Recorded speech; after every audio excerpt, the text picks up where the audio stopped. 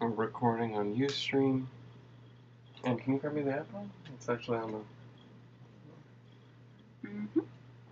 Now we're ready. You want to pull the table closer and put this on that? Mm-hmm. Okay. So you can get, so you're close to it.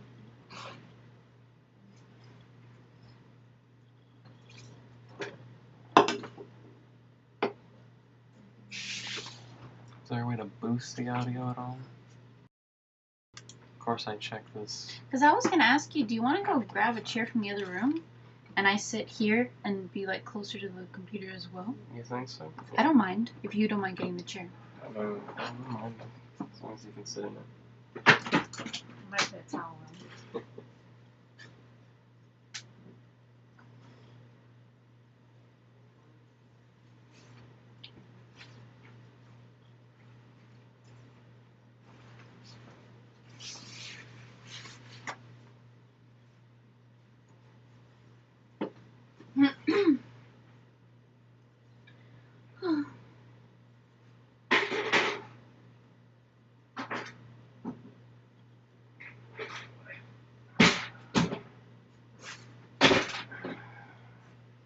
Almost there.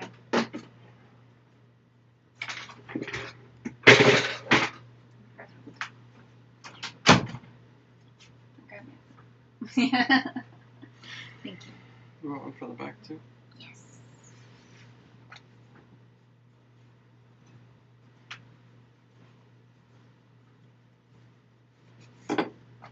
Sick.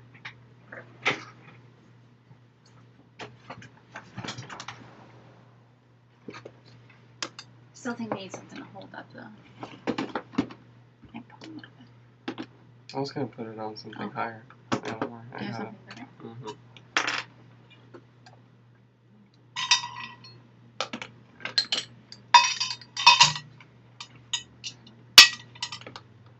Take me higher.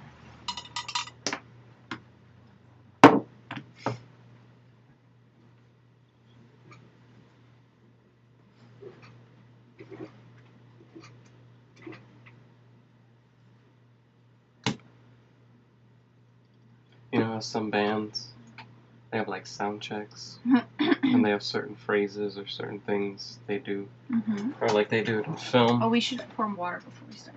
Yeah.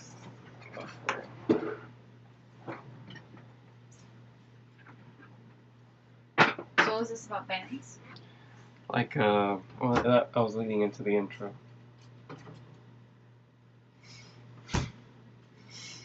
Okay, super dork.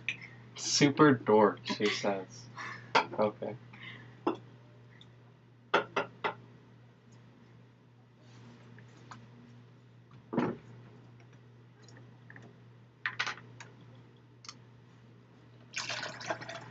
Thanks, yeah.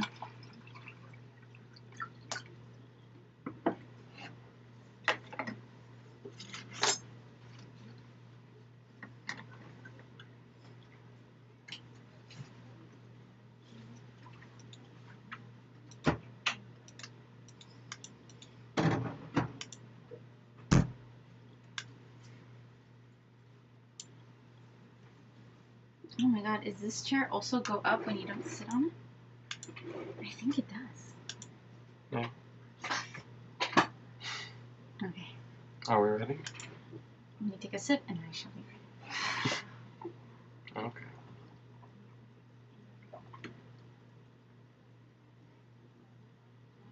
Like I was saying, you know, bands, they have like a thing that they always do, that it's like a sound check. It lets them know, like, it's like a certain phrase that they can key in on and be like, oh, this sounds like this, or this particular riff sounds like this, it should sound like this. And if it doesn't, something's wrong with the sound. We're gonna have one. All around the world, WeedPornDaily TV. Welcome. Let's get these ads started. We're brought to you by the WeedPornDaily Head Shop. We currently have glass in stock, I think. We have like one piece of glass left.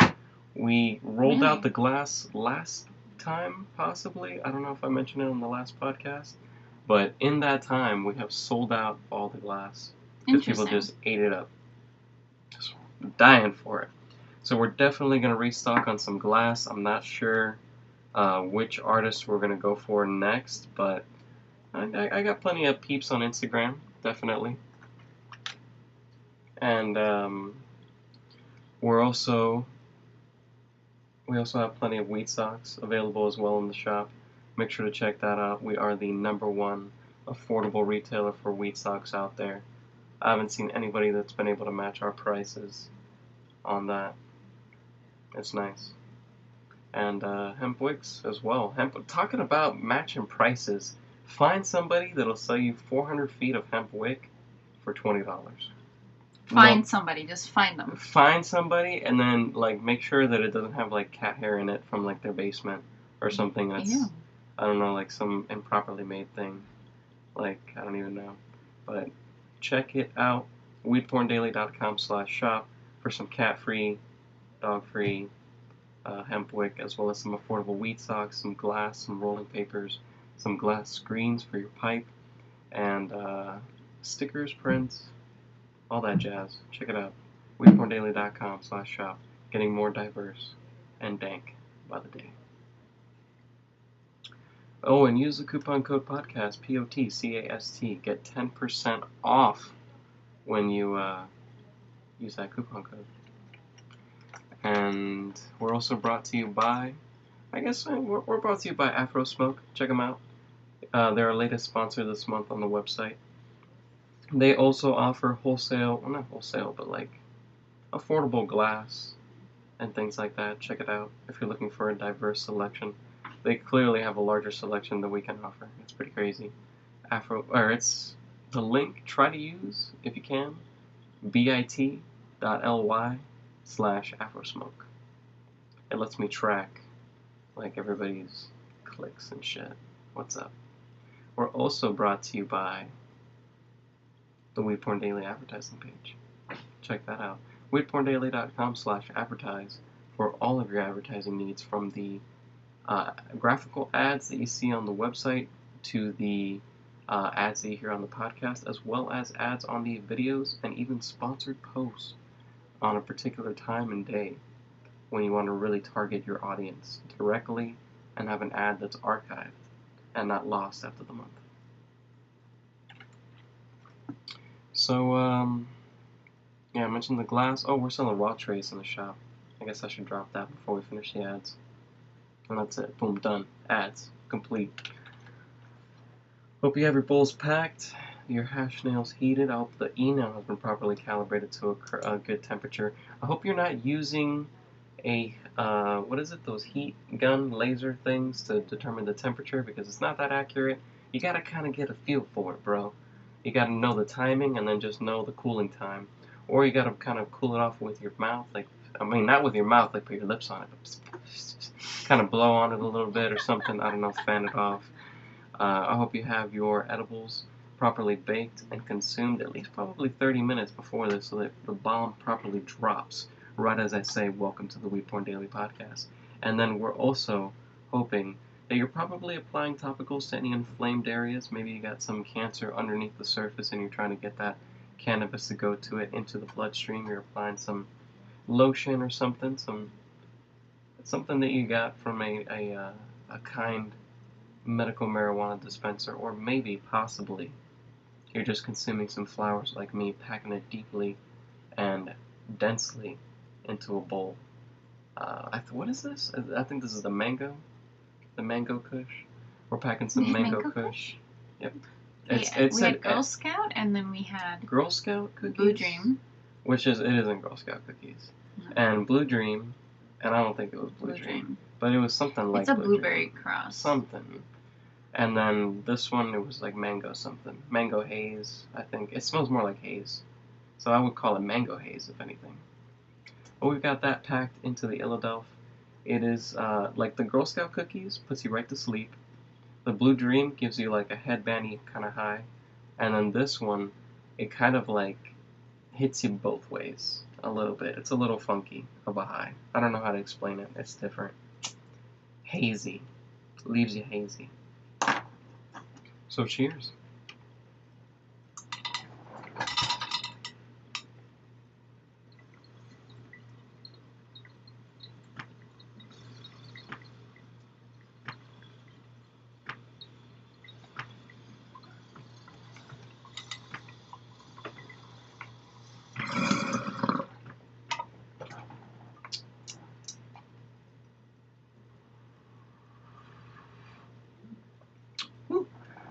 Welcome to the WeedPornDaily podcast.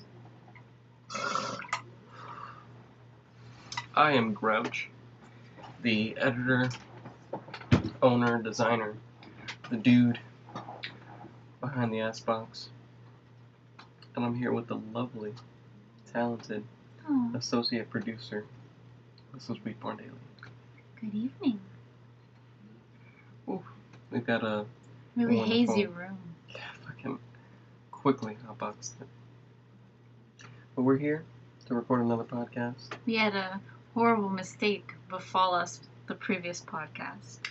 I did a solo podcast probably a couple days ago to recap some of the news that we're going to touch on today, and instead of hitting the save button, I hit the delete button during the process of saving, and it was all lost. Like it was an hour and 40 minutes just lost to the ether. So we're back from outer space, and we're here to record a new podcast. It's actually live. If you guys check it out on UStream, we're streaming this as well. You can see the news tab that we'll have open and stuff. And we're hoping to maybe do a little something with the UStream in the future. Maybe stream some more game nights. Stream some more stuff. Definitely do that kind of thing. I like the game night. Me beating you at more games. But if you'd like to follow along with WeedPornDaily, head over to WeedPornDaily.com, or you can follow us on, I was going to say WeedPornDaily. You can follow us on Tumblr, Twitter, Instagram, YouTube, all that jazz. WeedPornDaily. The only one that's different is Instagram. That is the real WPD. And you can follow Mrs. WPD on Tumblr. I guess not on Tumblr, but you can find her tag on Tumblr. And you can follow her on Twitter and Instagram at MRSWPD. You even need me on the show anyway. But I remember I used to turn to you and be like, okay, you say it now. And you would like freeze up. And now it's just like, come on, man. Taking my lines. You ain't saying shit on this podcast anymore, man. But let's jump right into the news, shall we? I'll let you handle the first one. We're gonna handle the news like usual. If you'd like to follow along, head over to the podcast post for a concise list of all the news that we discuss. Or you can head over to the news tag by hitting the news button up top or the Weeducation button. Or you can use the search bar and search for the news, or yeah, I think that's it. I think I handled all the tags, search, links, boom, podcast. So we've got a bit of news to discuss this week, at least like 7 or 8 articles plus. We've got Colorado residents suing to halt recreational sales. We're going to discuss a petition going on against a Holiday Inn in that case, and that's not what that article's about? Yep, oh my goodness. That kind of shit. We're going to be talking about a contest going on for any artists listening to the podcast. Maybe want to sink their teeth in, get a $5,000 prize, I think it is, and a MacBook Pro. What's up? Why didn't I just participate in this? I'm considering entering myself. I'll participate. Or if you're looking for marijuana jobs, they're looking for people in Pueblo County, Colorado.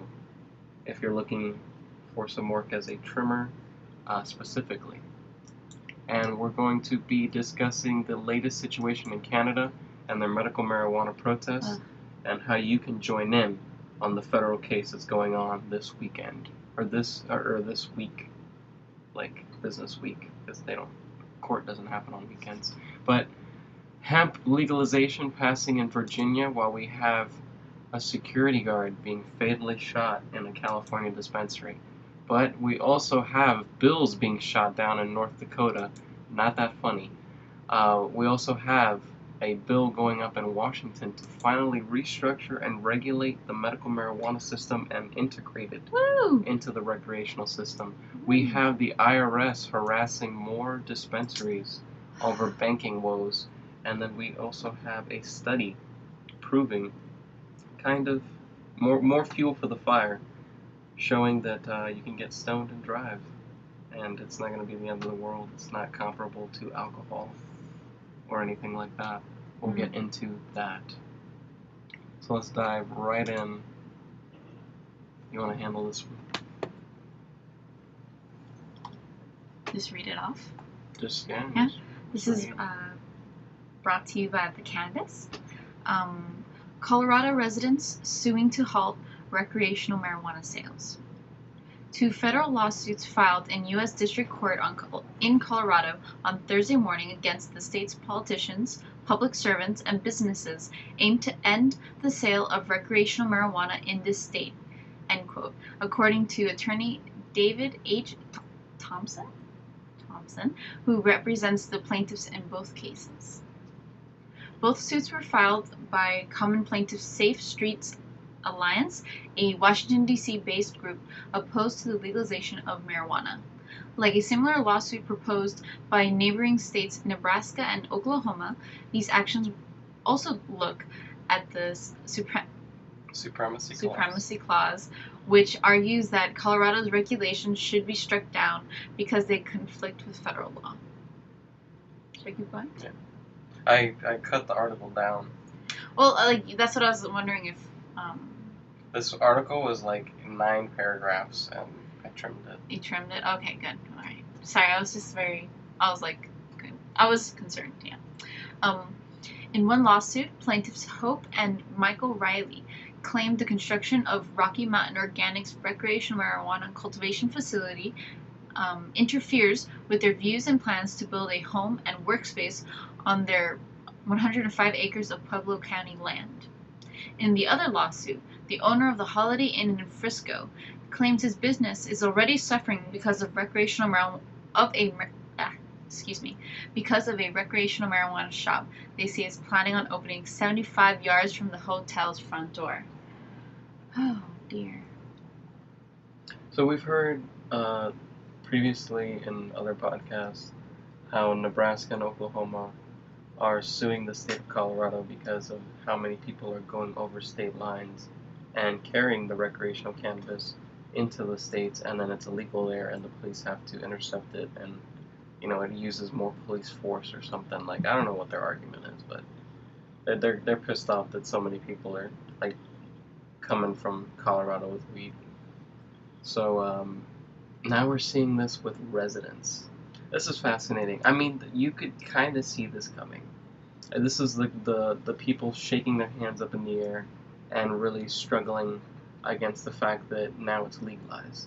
The sweeping action has been made. Like, now you will see pot shops like you see liquor shops, or even more, because it should be like coffee shops, or it should be even more prevalent, because the demand is there, and it is just so harmless. Multifaceted and so wonderful. Exactly, yeah, and exactly too. You could have like a vapor shop. You could have a shop dedicated to lotions. You could have a shop dedicated Edibles. to just like juicing cannabis, and not even like like another Jamba Juice, another Starbucks, like.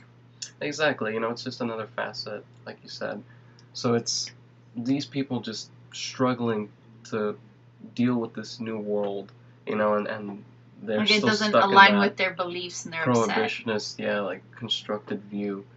So this is completely predictable. Mm-hmm. But this has actually led to a petition that's being circulated currently by the MPP and various other news outlets and marijuana organizations. And it's something that I couldn't necessarily, condone or like propagate myself. Like I couldn't put it out there because I didn't necessarily agree with it. I'm one of those people that I'm always down for petitioning something that, like a company that doesn't necessarily go with my views. Like if a company abuses its employees, or if a company, has just bad policies against their employees and things like that. Yeah. Employees, or like the way it treats the environment, or something, something. Or like political statements they make. Yes. If they, don't support marijuana legalization, I'm like, fuck this company. I have a whole list of companies that they have actually contributed to anti-cannabis legalization movements, and I'm like, they're blacklisted. If I can help not shop in there, I won't. Yeah. Or if I can pick not to pick that brand, or anything that won't funnel money to them. Right. Every little bit counts. Exactly. I'm always down for that. I'm always down. So when I heard of them doing this, I was just a little, hesitant and skeptical. Yeah, I don't necessarily draw my pitchfork out like immediately, and I was a little disappointed that they didn't focus their direction a little more, directly. Specifically. Like this was an example of mainstream media shit leaking into the cannabis world, where people just wanted to incite people into a riot and use like a very popular brand that a lot of people know and associate with, and utilize that to push like a certain campaign. Like this is just one very specific Holiday Inn. I'm sure it's like the one owner of the franchise. It's like franchise, yeah. Yeah, it's like that one dude getting a little pissy. It's not Holiday Inn corporate coming out and saying like, hey, we don't support cannabis shops opening, and now all Holiday Inns will be relocated or fight against, any, thing or things like that. We will go to all the licensing committees and struggle against that placement. It's not like Disney preventing a giant Ferris wheel to be opened like near its lands. Yeah. It's very different. Yeah. Dropping those Disney refs. What's up? We're gonna get into that later. Okay. Sorry. But yeah, man, like it's a little ridiculous to necessarily blanket it for the whole company. It says one guy, one little tiny facet of the company, and he has his own opinions, and he's using his portion of the company to broadcast that. But I don't know. To me, it's just like any other hotel doing it. It isn't necessarily Holiday Inn until the company comes out and says something. So that petition, I'm not necessarily down for signing it. I'm not necessarily down for boycotting Holiday Inn. It's whatever. There's so many other franchises, like franchisee owners that we don't know, and we don't know what they think, or there's Holiday Inns that they actually they're franchisee owners and they support marijuana policies, and they what is it called? They donate and support and rally just like the rest of us, and you don't know. Yeah, and it's just one specific one in Frisco. I'm gonna boycott every single hotel that I've gone to. They gave me a $250 fine for smoking in the room. They didn't respect my rights as a stoner to, use my legal herbs, bro. So I'm boycotting. This one hotel disrespected me this one time. It's over. Yeah. So it's a little relax. It's one of those things like pull back on that. If you want to pull out the pitchforks, direct them directly to that one hotel. You should be sending emails to them. You should be sending it to local legislation, nothing else more than that. It's not a global fight there. But this is something. Some fire right here. What's up? Do we really want to talk? Do we have to talk about this? Can we just not mention it and then we just do it and then? Yeah, I had the thought when I was posting it. I'm like, yeah, I'm gonna enter this. Yeah, it'll be nice if I win this MacBook. And I was like, hey, I'm propagating this to thousands of people and creating more possible competition for me. But whatever, man. Yeah. Natural Cannabis Company announces second annual High Art Challenge. This comes to us via High Times. The Natural Cannabis Company is launching its second annual High Art Challenge, an international design competition to develop product packaging for Natural Cannabis Company's product lines. The annual event, now in its second year, follows a robust global artistic response to High Art 2014, as over 400 artists from 7 continents submitted designs in hopes of winning the top prize in one-year product feature. I remember this contest last year. I actually posted about it. I don't know if I posted the winners or I posted the contest, but I think I showed you it. It was just a bunch of edible-esque labels, like Kiva chocolate looking labels, and then you have to basically apply a background to it. And it was a bunch of people who entered. Background? Yeah, a bunch of, well, not necessarily a background. You could kind of reform the type a little bit, but Oh, you had to use their type? It was basically like people using like that template and then throwing like psychedelic backgrounds under it, or like throwing like their like specific art style like painting under it or something, and then that was getting them the win. Like it wasn't necessarily about good design or something. It was just like what piqued people's interest in terms of style and aesthetic and shit. Oh, so you can't redesign the type? You can, like people did, but it was like not. What the company it wasn't as for? important, you know. Like it didn't phase them as much, or I don't know. We can look up the old entries and you can see. Hosted by Juxtapose Magazine, the artistic theme for this year's contest is shapes, patterns, doodles, sacred geometry, time, and numbers. Entries will be accepted from now until March 9th at 4:20 p.m. PST. The grand prize winner will receive $5,000 cash prize and a MacBook Pro. In addition, the winning art will be showcased in High Art Materials and the Natural Cannabis Company product packaging for a 1-year period.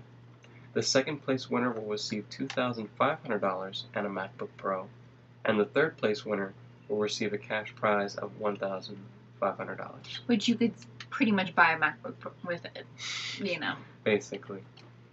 Art submissions, panelist bios, complete contest details for all of that can be found at naturalcannabis.com/highart. I'm glad I didn't get the main notes. Make sure to check it out, guys. So moving along to some job postings, I guess. Looking for a marijuana job? What's up? New Pueblo staffing firm is here to help. Oh, should I keep going? Okay. So, you started it. Well, again, from the cannabis, in Pueblo, Colorado, the entrepreneurs behind a new staffing company based in Pueblo see opportunity in the marijuana industry. KOAA TV reports Grasshopper Staffing will open for business Tuesday and can help prospective employees through licensing procedures and provide payroll services for employers. Amber Wick, one of Grasshopper's 4 owners, says the biggest labor demand is for trimmers, who clip leaves for marijuana buds. She also sees demand in skilled growers and bud tenders. Always nice to see people propagating more jobs. You know, it's something that we triumph for, we fight for. When we talk about legalization, we say that there will be an onslaught of new jobs to boost this economy. And this is a pure example of it. You know, these are dispensaries that are like essentially begging for more growers and more trimmers, and they just need more people specialized in this kind of cultivation and work or whatever. Mm-hmm. And yeah, it's just good news. I don't know how else to put it. Good news. If you're in Colorado, hit them up. Lots of job things in Colorado, man. There was a job fair recently. There was a business conference that Coral went to. There was all kinds of shit going down. I don't know if that was in Colorado, but I assume it's in Canada. Well, no, she's been traveling. A lot? She went to Washington. She went to maybe Colorado, if I was right. And then she's actually going to Washington, D.C. because she won a contest to visit, like, the Capitol or some shit. Like, she got all of her followers to vote for her, and she won the first place. Very good. Good for her. Yeah, it was pretty crazy. Like, I saw it go down. Like, I saw her be like, oh, vote for me. And I woke up the next day, and I was like, oh, I won. Thanks, I'm going to D.C. It was just so quick. It was crazy. I wonder if she, like, bombarded the site. It'd be funny. Because she gets, like, 16,000 likes and shit on Facebook. Like, she's fucking killing it. On Facebook. And then think about it. If she advertised on Facebook, Instagram, Twitter, like, she could destroy people. Well, she actually doesn't have an Instagram anymore. Yep. Taken down. I'm sorry. We don't mention that. He who should not be crammed. So let's move on to the news. We got a little bit of news here from Cannabis Culture. CCTV. Jeremiah Vandermeer. Wait, is that the one with, like, the glasses? Hey guys, this is I don't... Mel Hempseed. What's up, guys? Doesn't What's one happening? have a screen behind them? Mm-hmm. And Mark Cokey does sometimes on? Yeah! And John B? Oh, And they pick on you guys are smoking on your butane infused oils over there. I only smoke the pure dry stuff. Shut up, John B. Get it with that fresh rosin. You gotta go with that fresh rosin, bro. Man, shut up! I'm smoking on these flowers and they're good, and I'm eating this medicated popcorn I got from Mark Loki. Only wish I had medicated pizza. Yeah, we should go down to Later. Later. Let's reference that later. We're dropping too many ads at once. They should pay us. Alright. So from cannabis culture, Mark Emery's home base, man. Canada's medical marijuana future is at stake in Vancouver federal court. Everything goes down in Vancouver. All the smoking goes down, all the politics go down. I don't know what it is about Vancouver. Is it the capital or something? No, it's just Vancouver's like one of the best provinces. It's just the shit. It's the fucking... I don't know, it's just like, it's such a progressive... It's got some fucking kick-ass sushi on 9th Street and fucking... Like, I imagine the food scene's awesome. The fucking... Beautiful hot pot places, and I love the library. Just everything about it. It's just, there's so many things. The fucking dispensary. Oh, I guess, Everywhere, yeah, whatever, Jesus. sure. Easy access to cannabis there. While people are getting prosecuted across Canada for their cannabis use and possession, people are literally opening up storefronts, and the cops are like okay with it and come out in newspapers and they're like, yeah, it's cool, eh? You go open up your pot shops. Just abide by the rules. Yeah, keep it clean, eh? Vancouver will be a bud battleground during a pivotal court case that could determine the future of Canada's medical marijuana program and the fate of patients who choose to grow their own medicine. Allard et al. Versus Her Majesty the Queen. A constitutional challenge against Canada's latest round of medical marijuana regulations begins next Monday and is scheduled for 15 days at the federal court in Vancouver. Homegrowing is at risk, eh?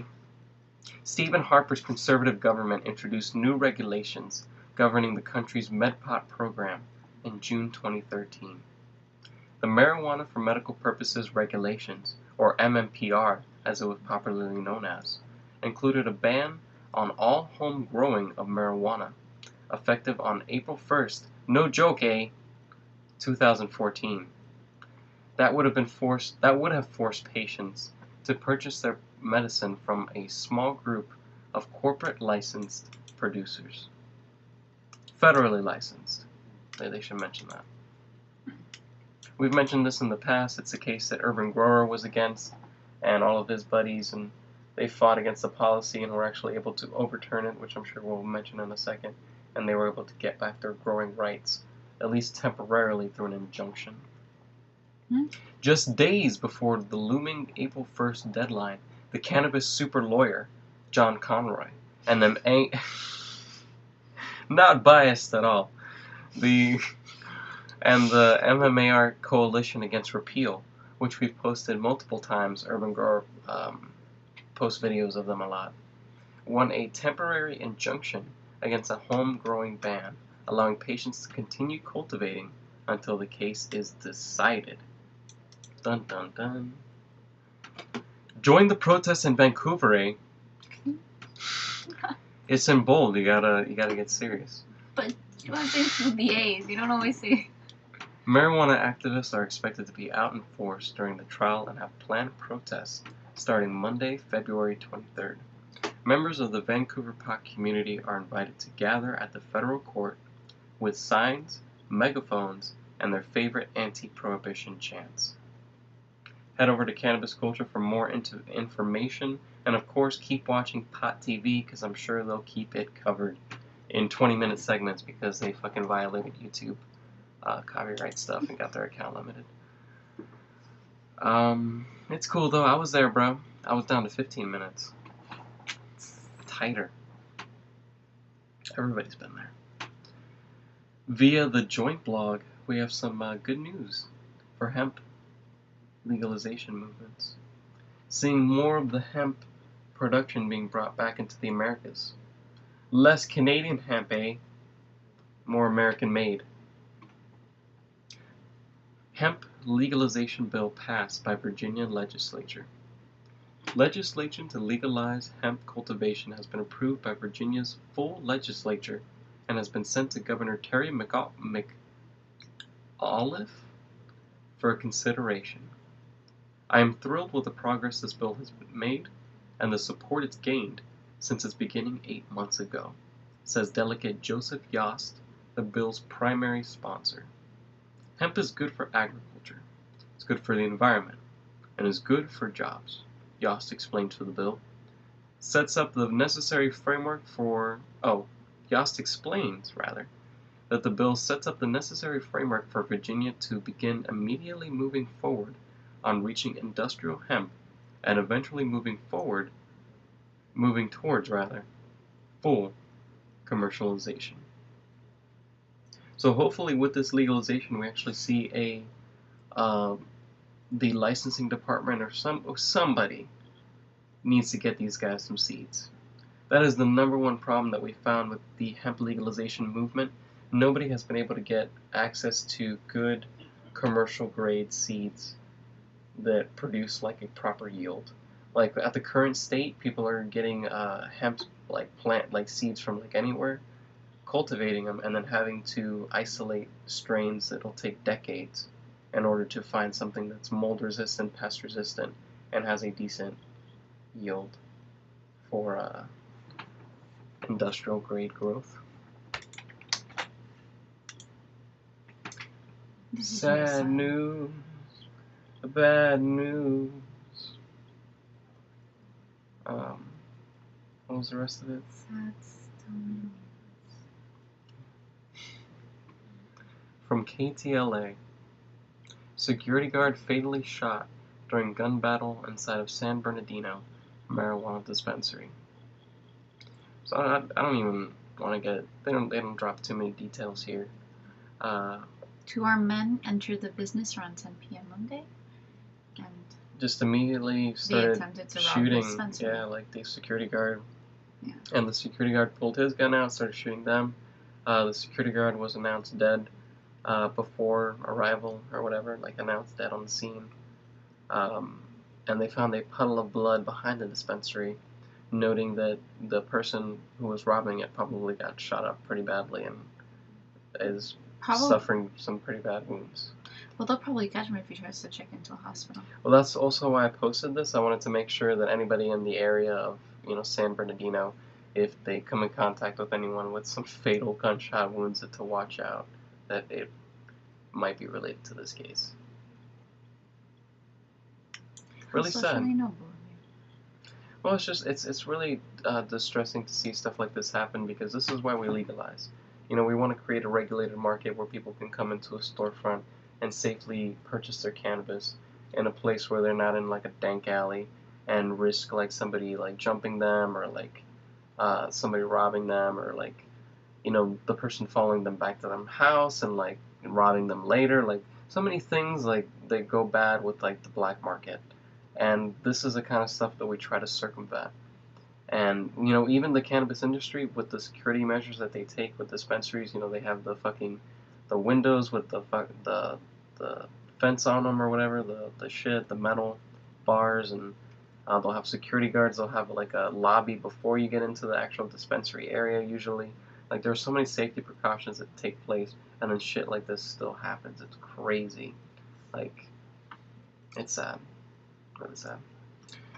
But, moving along to some more, it's kind of sad news, but in a different way. My niggas in North Dakota, hold strong. I feel you. And whenever people talk about marijuana legalization, there are 2 areas in the U.S. that I foresee it taking forever. And it's the Bible Belt, and it is whatever the fuck you call North Dakota. What is it? The the North Midwest? Yeah. Like, they're gonna The upper struggle. Midwest. Yeah. Boom. Pull that out somewhere. So North Dakota House votes down medical marijuana bill. Via the MPP, House lawmakers scrapped a bill Wednesday aimed at making North Dakota the 24th state to legalize medical marijuana, saying it was premature and carried too many risks that outweighed the potential benefits.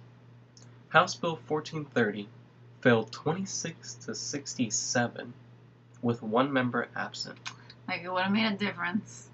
The bipartisan bill would have allowed patients and caregivers to possess a certain amount of cannabis or products such as cannabis oils, beverages, vapors, and pills for medical use. Let me check up on the chat. What's going on over here? Nobody in the chat. What's up, man? Really? I'm going to do a Google Hangout next time. It should be a little better. Those are all old. 143 days. Like, it's crazy the last time we recorded a live thing. So via Reason, we have some pretty big news coming to us via Washington. We've discussed this in the past, I believe, how Washington doesn't necessarily have like a set up license regulation system for its dispensaries. You know, Colorado has a very strict seed to sale system where everything is tracked, everything is, you know, every dispensary is in the books. Like, it's very, very concise over there in Colorado. And Washington, by contrast, is completely like the gray market. It is just everybody has a dispensary, everybody has like a collective that they've started with like friends and other caregivers, and it's just a situation that people are really trying to mop up. And this is one of the major efforts currently that's happening. On Friday, the Washington State Senate approved a bill aimed at integrating medical and recreational marijuana into a single state license industry.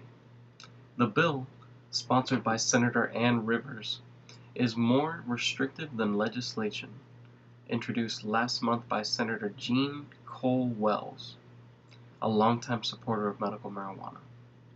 Like the Cole Wells bill, Rivers would shut down the dispensaries to operate as collective gardens, while allowing some of their owners a chance to run state-regulated marijuana stores. Unlike Cole Wells' bill, Rivers does not allow home cultivation for recreational use, and it would impose new limits on patients' freedom to grow their own medicine.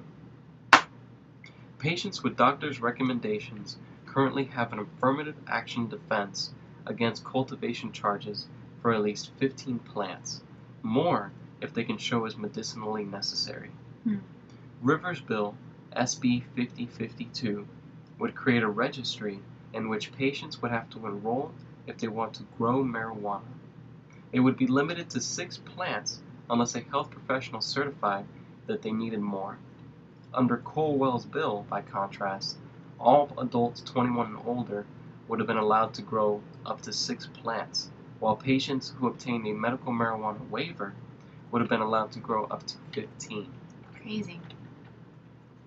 Patients in the registry created by SB 5052 would be allowed to possess 3 times as much marijuana as recreational consumers, up to 3 ounces of bud, 48 ounces of marijuana-infused foods, 21 ounces of liquid, and 21 grams of concentrates.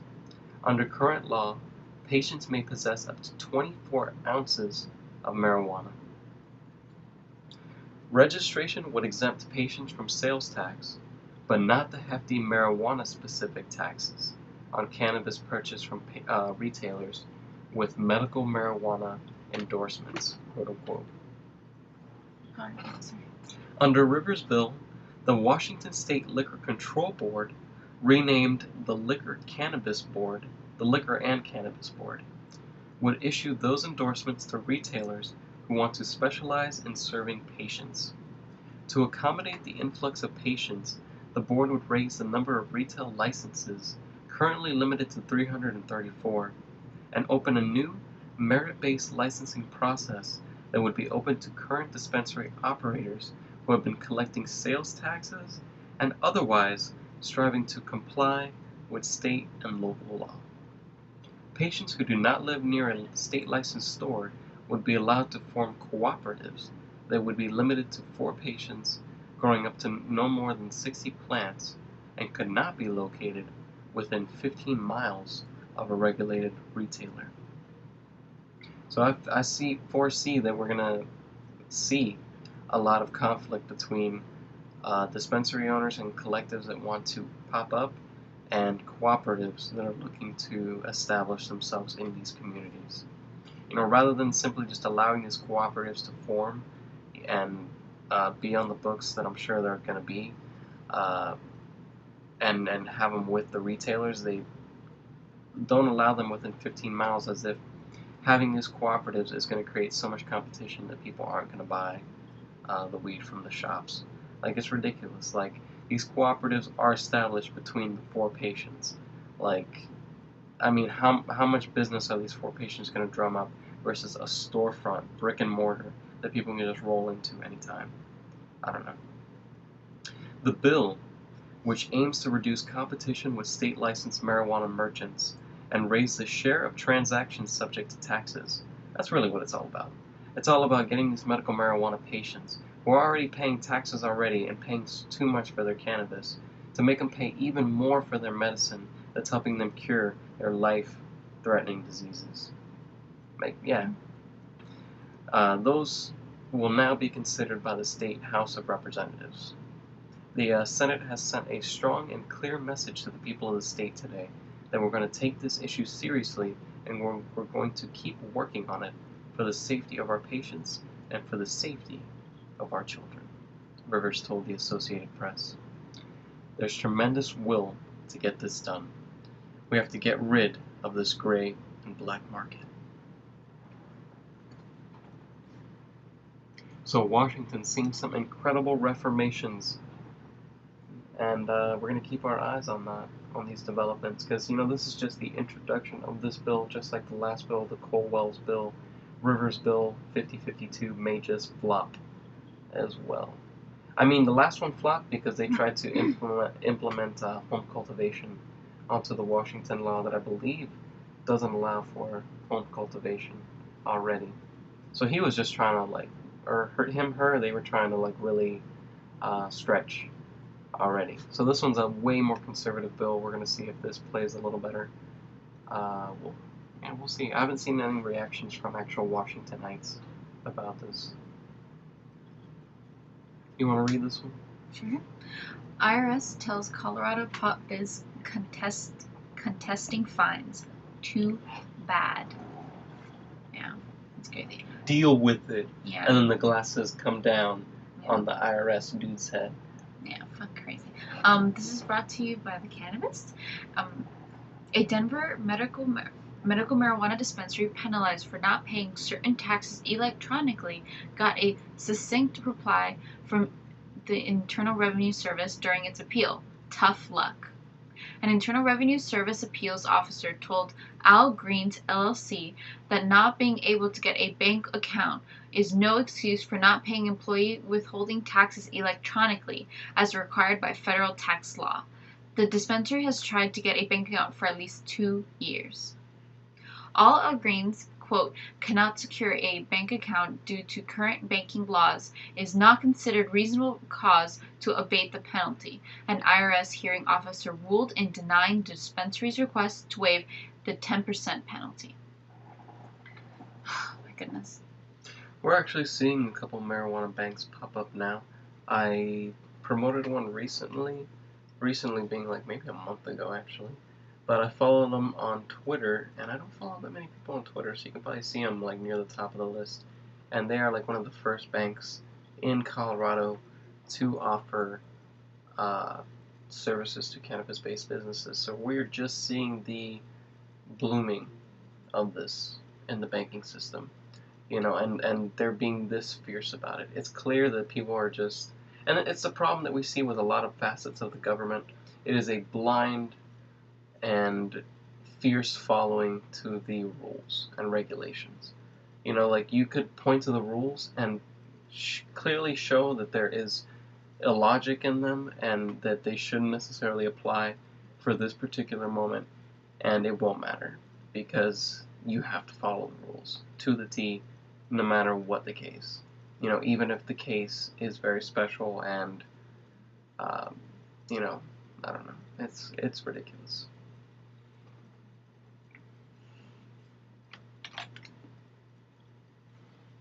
But some good news, a positive study coming out there, because this is an argument that I see pop up regularly in the cannabis community, especially when we see legalization things pop up for recreational use.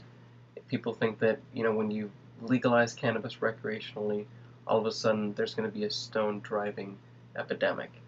We saw it recently with Colorado and Washington legalizing. There were a couple of articles that were released that kind of fear-mongered a bit. Well, it's like it even happened in California, I believe, and about... It's like wherever everywhere. anybody has access, it's going to happen. Exactly. So we have some fuel for your argument here. So you can look at people and say, hey man, there was an NHTSA study that included more than 3,000 drivers that we're going to talk about right now. Coming to us via Forbes, actually. So you can be like, hey bro, I read this article on Forbes. And they'd be like, damn, Forbes. Damn, you make money, bro. Semi-reputable, yeah. If marijuana causes lots of crashes, why are they so hard to count? The NHTSA study included more than 3,000 drivers who were involved in crashes during a 20-month period in Virginia Beach, Virginia, plus 6,000 controls who drove in the same area during the same period but did not get into any accidents. As usual, the study found that alcohol use was strongly correlated with crash risk for drivers with blood alcohol content of 0.08. Was twice the crash risk for sober drivers. So I'm not too savvy on blood alcohol content. Well, that's like the base level. Is that like that's like what they say like well, there's like a certain point where they're like you can't drive, like that is DUI. Yeah, this is it. Yeah. Yeah. Okay. Boom. So bam, already at that level you're twice the risk. It was 6 times as high for drivers with a BAC of 0.1%. and 12 times as high at a BAC of 0.15%. Well, they're just shit-faced at that point. Yeah. But the picture for marijuana was quite different. Overall, drivers who tested positive for active THC were 25% more likely to be involved in crashes. But once researchers took sex, age, and race ethnicity into account, the risk ratio shrank from 1.25% to 1.05% and was no longer statistically significant. Fascinating. Quote, this analysis shows that the significant increased risk. The analysis shows that the significant increased risk of crash involvement associated with THC and illegal drugs is not found after adjusting for these demographic variables. This finding suggests that these demographic variables may have co-varied with drug use and accounted for most of the increased crash risk. For example, if the THC-positive drivers were predominantly young males, their apparent crash risk may have been related to age and gender rather than the use of THC. Oh! What are they saying about young dudes crashing everywhere and they're high? Maybe it's just because they're young dudes and they're already crashing even when they're not high. Just saying, bro. Just saying. Keep studying it, and that's what you're going to keep finding. Keep looking closer. Honestly, like that, to me, it was like that kind of research findings makes me feel like, man, I could have just predicted that. Yeah. Who needs a study for that? Yeah. But, yeah, let's jump right into the WeedPornDaily shit, because we've got a lot to talk about, and we covered a lot of news. We had a Burn Box giveaway. We had over 1,000 entries in that. Thank you guys very much. Yeah, I don't know why, though. I don't know why. Talking shit. Go watch the unboxing video now and see why. We also have been working plenty on the strain database. I saw that this morning. So you posted that this morning, but I didn't know about it. Mm-hmm. I have been working on it like sequentially, like frequently, like consistently throughout the week, and upgrading it bit by bit. Today I explicitly did some styling upgrades and fixed the sorting options completely and made sure they worked, and I had to alter some of the back end a little bit to compensate for the sorting options. Basically what I did was I combined all the cannabinoid content into one variable, thinking that that would be a more efficient method. Because I wanted to conserve on database space, and I didn't necessarily want to input 3 different variables into 3 different slots for all the strains. I'm going to have over like 5,000 strains. Multiply that times 3, that's a lot of space in the database. Mm-hmm. So I wanted to cut it down a little bit. But the sorting option didn't necessarily allow for that, so I had to actually separate THC, CBD, and CBN now into their own variable slots. Interesting. Okay. And that was the thing I did today.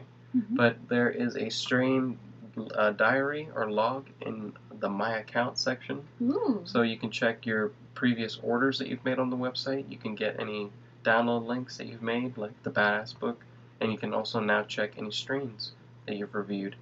So you can keep track of like what strains you've smoked by going to the website, finding the strain in our database, and then writing like a quick little review. Like, oh, I got this shit down at fucking 8th Street from Tony, and it smelled like lemon fuel, and that shit was dank, bro. It had some crystals on it, like the structure was off the chain, like some foxtails. And then you have that documented on the site. Yeah. I was gonna say you should have now that you have like a custom like a what is it called, like a interface that involves like having a user. It would be really cool like utilizing it also with the forums, and this is just something like I like personally, but it's like if I've seen it with a couple places where it's like if I buy certain things, like I'll get like a little badge on the forum or something. Do they do that still? Do they do forum badges still? Is that a thing? I guess, yeah, I could do an achievement system. It's something that I've been wanting to implement a long time for the website. Mm-hmm. And it would be really cool to do it like gotta collect them all, and you have like all the socks, and you have like just like images of them, or like they're like grayed out, and then it fills in when they purchase a sock, and they can confirm it with their order and their account. That'd be cool. That'd be really cool. And then it's like the limited edition socks that are not available anymore, and be like, tough luck. It'd be cool. Yeah. You get on that right $500 like investment. Get right on there. that. Boom. Done. Go do it. Go spend 10 Yeah, hours on that. Speaking of doing shit to improve the website, I was recently working on a plugin for the website to make it more efficient to process your orders. Because currently, when you order from the head shop, I actually have to take all your orders and first process them through like my payment processor, Mm-hmm. which usually I have to do manually through Square, and input it. That's such a time-consuming process. Yeah, like inputting like the 16-digit or whatever fucking credit cards and all the info and all that shit just takes some time. And then I have to take the order once it's processed through the payment processor and process it through us and add it to our master like database of orders so that I can keep track of it for accounting and shit. And I'm trying to design a plugin that basically takes the information from the website and transfers it to our database without me having to essentially do a lot of copying and pasting. That is a little bit needless. So ironing out the kinks of that. I don't know why it's not working, but I'm basically going to figure it out. I mean, if I figured out the strain shit this week, I can figure this out. It's like a step away from being finally implemented. So that'll happen soon, and you guys will hopefully get your orders processed a lot faster. That'll be nice. That'd be really cool. Cut down on that shipping time. And just like sitting there plugging numbers. Yeah. Well, it's something that I'm implementing so that in the future, when I hire somebody to do this, they have less work to do and it's less tedious of a task, and they can focus on more important things like getting the order right.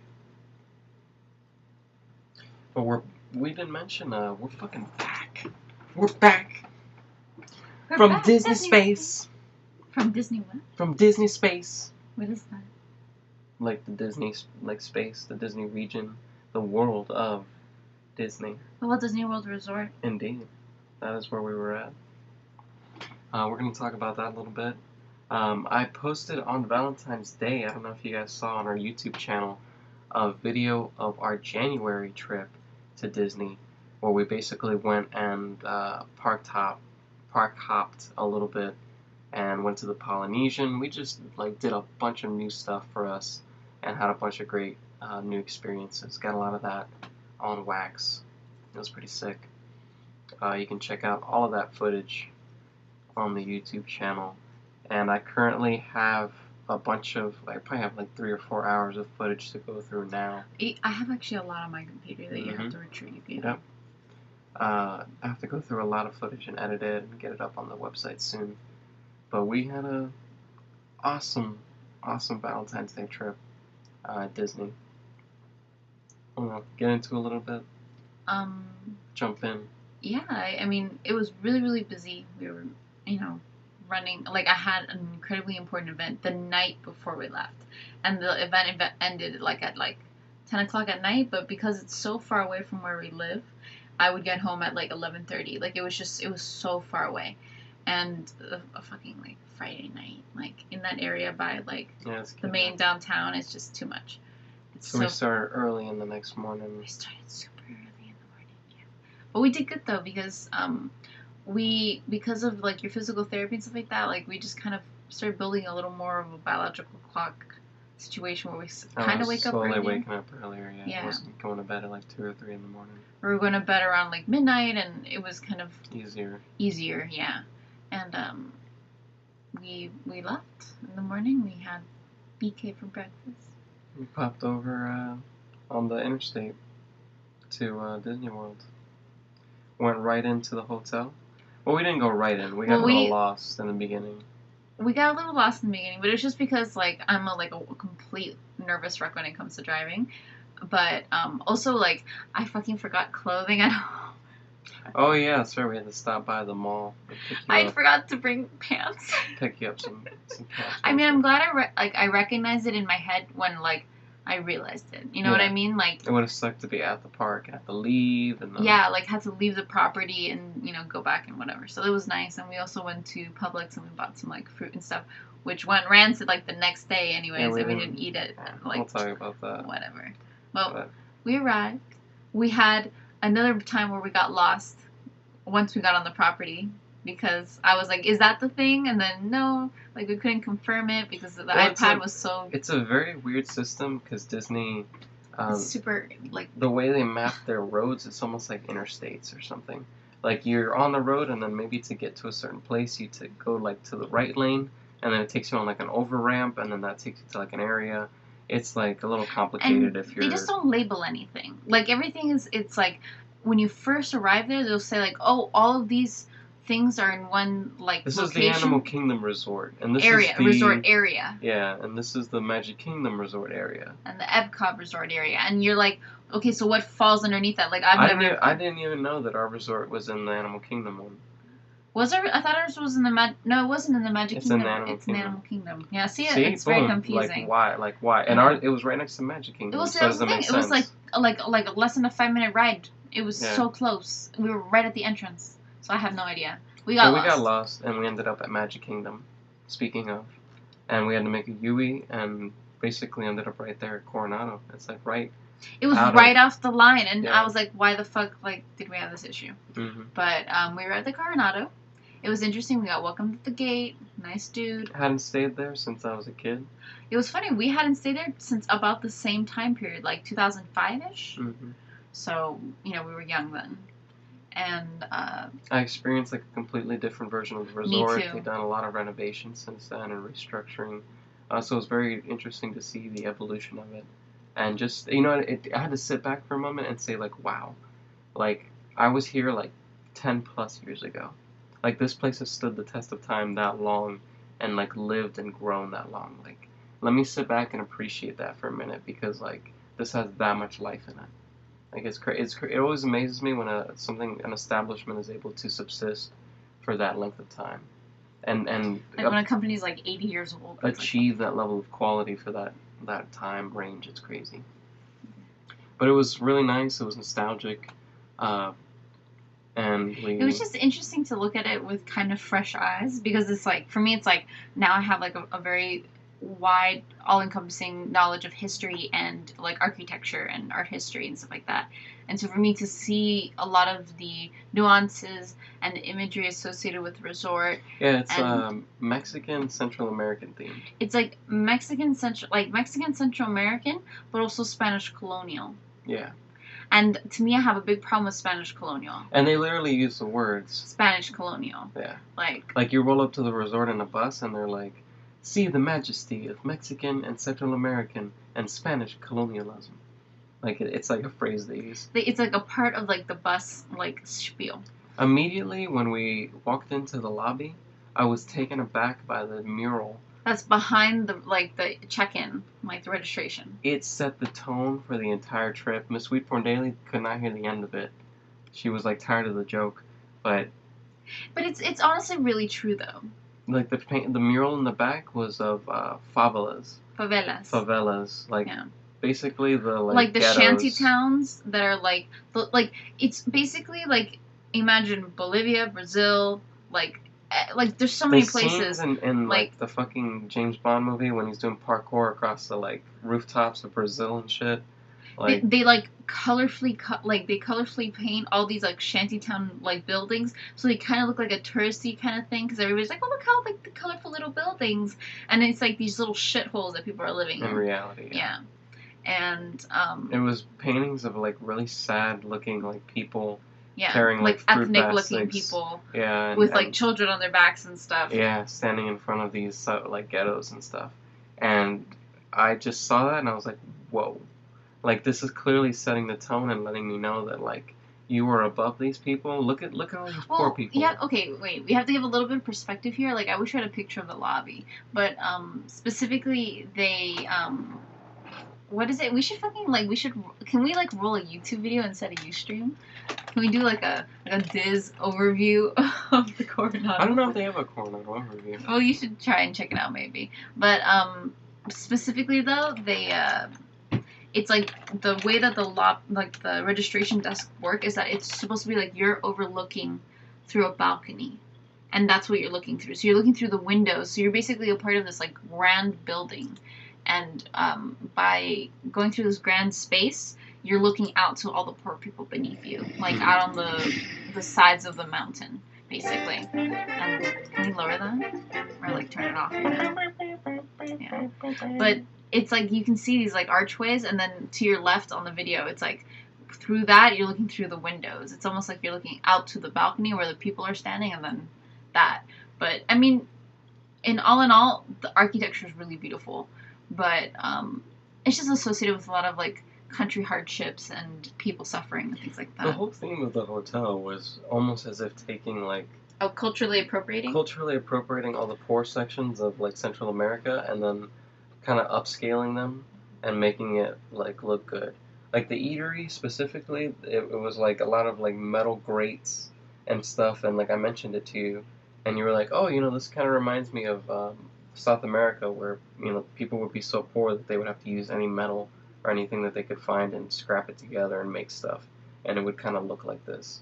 And then that's... Well, it was like, I remember, like, I think about it when I go to like Chile and I go to Ecuador. They have these like markets, and there are these like dirty, dark, like raw concrete markets, and they have these like basically these tin roofs. And they're like, what is it called? They're like the material that shutters are made out of. And they just patch the whole roof with it. And that's how, like, the Erie area is. And then they had a lot of really almost too like, those jackets, they're not Mexican. They're, like, Peruvian I was going to say, it's like South American. It's South American. Like it's Andean. Area, it's Andean culture. Yeah. So I was a little troubled by that. And I know that it's, like, that is one of those like Hispanic things that are in all like little touristy spots. So they had a lot of touristy things. They didn't have necessarily like Mexican stuff. But speaking of like culturally like things, the person who helped us in the register, that was an interesting she experience. Was a character per se. I mean, it was just like real talk. I just wasn't expecting her to get into it. Mm-hmm. It was one of those things where she had been racially discriminated against, and she experienced it prior to like our time in like our city. And you know, she was like, I even knew the area that she was a part of. Like the area she was talking about specifically was people who it's just like, it used to be like inner city, and then the inner city got like the inner city got populated by white people, and the white people bought up all the cheap land and made these beautiful houses, and so like all the like other people were just like not welcome. Like black people, Hispanic people, like it was the height of the 80s. Like there was this like really big drive for like these rich white millionaires coming to the beach and whatever, and she just experienced that firsthand, and it was just super real. And she made her coworker that was in the desk next to her super uncomfortable, that she was like watching her the whole time. And I was like, I wonder if she like does this like everybody who mentions it. Like I don't know. Whatever. Let me tell you about my hard past in Haiti. Oh, I wasn't actually gonna mention like all the details, but it was pretty interesting. Yeah. But yeah, so this is like the images of the favelas and the people. Like, I mean, I guess they look kind of happy because he's like playing the guitar. But I guess. I don't know. But it was nice coming to this resort with new eyes as well, because I didn't realize before it was a convention resort. So essentially, well, I kind of did. they have convention centers inside of it, like any other hotel, where they hold seminars and different events and Shows stuff for and groups. things, yeah. And the particular groups that were there when we were visiting were like a hearing aid. Yeah, like the conference or something? cochlear implant one, and then a construction conference. Which the reason why I stayed there the very first time was because and I never thought of it before. My mother is a general contractor, and she was getting her licensing. Like the testing is actually done on premises there, and that's where she does her tests. Interesting. It's pretty interesting, yeah. So that happens sometime during the year every year, but it was pretty interesting to see all the people like wearing the little name tags. They're walking around with the lanyards. Very big contrast from the regular hotels, I like because them. usually it's like a scene where you just see a bunch of families and they're there for the hotel and the theme parks, and it's a Disney experience for them. Clearly, they're there for Disney World. And then the convention people, it was clear that they were there for like business, but also they were benefiting like from they were benefiting from like Disney like proximity. Well, Disney proximity, exactly, and just like the attributes that you get from being on like Disney premises. Yeah. So things like I had ran into a woman who she was like running up to her room because she was staying there for the ear implant conference, but she was also there because her son was at there's a restaurant on the property in the Coronado Resort that's like a Mexican restaurant. I mean, all of it's Mexican, but I mean, it's like the sit-down restaurant, and they were having character breakfast there, and they had like Buzz Lightyear, and they had like I think Mickey and Minnie Mouse, and they had a couple other characters, and you know, they were enjoying having these like fun things while probably mom and dad were, you know, doing like work. Mm-hmm. So it was like the kids were having a good time and not having to have like a babysitter, and it's like the whole family can travel, and it's kind of a nice change of pace. So it was also interesting to see people on the bus and seeing like young children with like the ear implants and stuff, and seeing that them. was pretty crazy. Because you hadn't seen what they looked like before. It was like a fucking scene out of, what is that movie, Blade Runner or some shit, or one of those movies, or like the one with Arnold Schwarzenegger, and he like goes like to the future, and they remade it terribly recently. But it was just crazy just walking around and see future tech on everyone's fucking I mean, head. I kind of seen it. I've seen it a lot. Yeah, I'm sure it's very common technology, but seeing it in that concentration and just not being that familiar with it, it was crazy just seeing like people's heads like shaved and then like a plate like there, and it was just casual. It was intense. Well, you don't see the plate. The plate's inside their head. But you see like the little like you metallic see a square attachment that like implies it's like that there is something in there. Like it's don't imply that there's nothing there. Like you see some shit. Like that shit's interesting.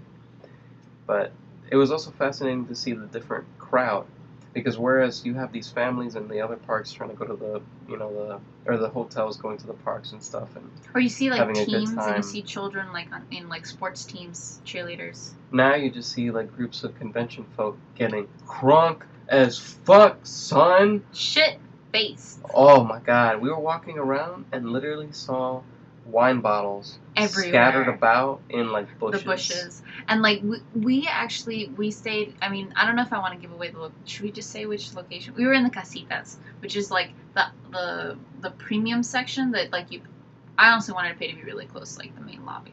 But it's fucking huge ass resort. It's super fucking huge. It's so huge. We didn't actually do a lap. Yeah, we couldn't go through the whole thing. thing. And we were like, nah, too much. Yeah. But regardless, we stayed on the 4th floor of the building, which kind of fucking sucked because we had like an injury. So we went to the 4th floor, and when you look down at all the bushes, you can spot wine bottles just like from the 4th floor. It's fucking crazy. It's so funny. It was intense. Like the smell of alcohol would be in the air. So no, it really was. Walking around the lake and you'd be like, oh, this is so beautiful and majestic. Look at this, all the lights reflecting, baby. I love you so much. What's that? What's that smell? We don't drink, baby. What is that? Yeah. Is that your breath? What is that? And then like, it's literally like not even people walking by and talking or something. It's across the lake. It's across the lake and just it's wafting over that powerfully. It is intense how much people drink. And like what we did is that we tried to really like see the whole resort. Like we would go and we would sit and admire and like look out into the water and stuff. Pick different smoking spots because this place it was a plethora of smoking spots. That's one. And they're all really nice. Yeah, because everyone's drinking, they're also smoking cigarettes. So they allot for cigars or cigars, bro. What's up? Gotta bring some blunts next time. Pack it right. But yeah, there are smoke spots all across the lake. It was like every 5 feet smoke spot. It was fantastic. But we were able to just hop around each little smoke spot and just really get to experience each part of the resort, like each different section, the lobby, the centers. It was really just beautiful, the architecture and everything. It was crazy. The convention people, the fucking the theming, and then above it all, the Kawais. This was the place where everybody was getting shit faced. This was right outside of the lobby, and we'd be across. We would see the bar just like flooded with people, and because it was freezing at night, it was like 40 degrees, 50 degrees. Yeah. They would have the little like heaters out, and you would just see people like drinking, all huddled around the heater. And then this is this shot right here is from the like bar, and we were in these buildings here. There's actually a smoke spot right under these trees right here, and we were there. And we could smell it across the water. It was horrible. I mean, it was crazy. But we also experienced a lot of animals as well. Like they were so crazy. We've experienced animals in the past in the other hotels. Like we've had rabbits approach us in previous hotels to the point where the rabbit like assaulted us at our front door. No, it assaulted you. Okay. Whatever. A rabbit would never assault me. I walk out my front door, and immediately, like, there's a fucking rabbit there, like, staring me down. I'm like, whoa! You know, and like, I'm walking, like, it was so fucking surreal. I know I wasn't paranoid, bro. I know it wasn't me being high. I would walk around at night, and you would just hear in the bushes, like, no, bro. I'm not down with that. So I've experienced that before. And as you said, kitty cats, like we've seen cats little kitty hanging around. And this time it was squirrels. I felt like the fucking Dane from CRTV in Colorado and just fucking, hey, squirrely. Squirrely! What? Fucking Pauly Shore? No. Oh, Pauly Shore. I got you, yeah. Yeah. But it was plenty of fucking squirrels. But they were everywhere, and then what was really crazy is that there's actually people who like we noticed that there were like little nuts. The trees produce nuts, and they bury them, and the squirrels get territorial, and they fight with each other. Yeah, like they bicker. We walked over to the smoke spot, and we were unbeknownst to the squirrels at this point. Like this was the first contact. So we walk over, and before sitting down, we're just like scoping out the area. And I say, baby, look, there's a squirrel. And you go, what? Where? And you go, that one? The gray one? And I go, what? What are you talking about? And I look, and there's another squirrel. And she's pointing at another one. And I'm like, no, baby, look, there's another one. And she looks over, ah! And there was two. So there was a dark gray one and a light gray one, and they were they were at it. They were just digging for nuts, and like they would pick up a nut, eat it a little bit, and bury it and go to another spot and dig and just on it. So we sat down, and to our left, we could see another tree, and we could see other squirrels in the distance. And I was like, we're surrounded. We're surrounded. And as we every large tree that was near us, there was one to our right, which we saw them the first two, and then there was one to our left that was back behind the bench that also had 3 over there, and then across the walkway over near the water, the one that we would face, that had 2 squirrels. There were saturation of squirrels. Everywhere. It was intense. And they were loud. That was the scariest part. It was the fakest shit in the world. It was some shit out of the movies. I thought I was really high. You literally said that sounds like Animal Crossing to me. Yeah, that it was fake. Animalese. Yeah. They're talking to each other and they're talking about us. They're shit talking us. Look at this guy over here smoking weed on our premises.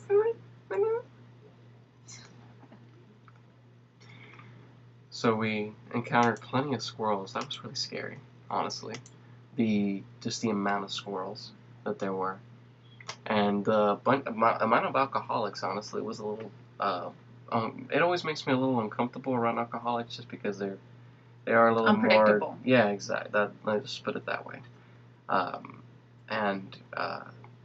We would just be smoking, and we would just hear people pass by and just be really loud with each other.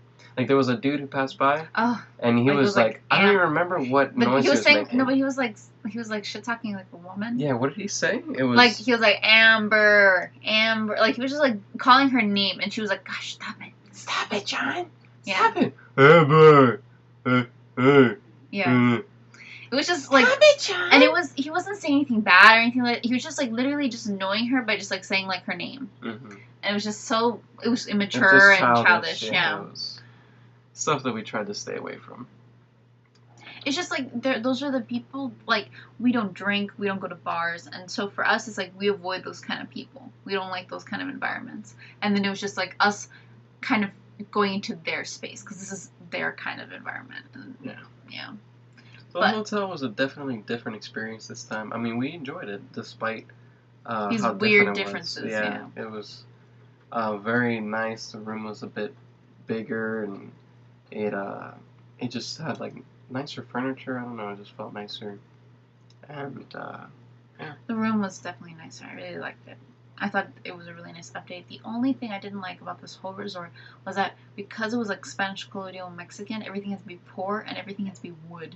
Yeah. And everything had to be creaky, and every time you moved in something a chair or the bed, it would just creak. It was So we got there Valentine's Day, and we decided to rather go to downtown Disney, per usual. Yeah, we decorated the window. We made sure to celebrate properly, like most Disney people. Not most, but the true Disney people do, by decorating the window, and we put up some felt hearts and some heart lights and made it really nice.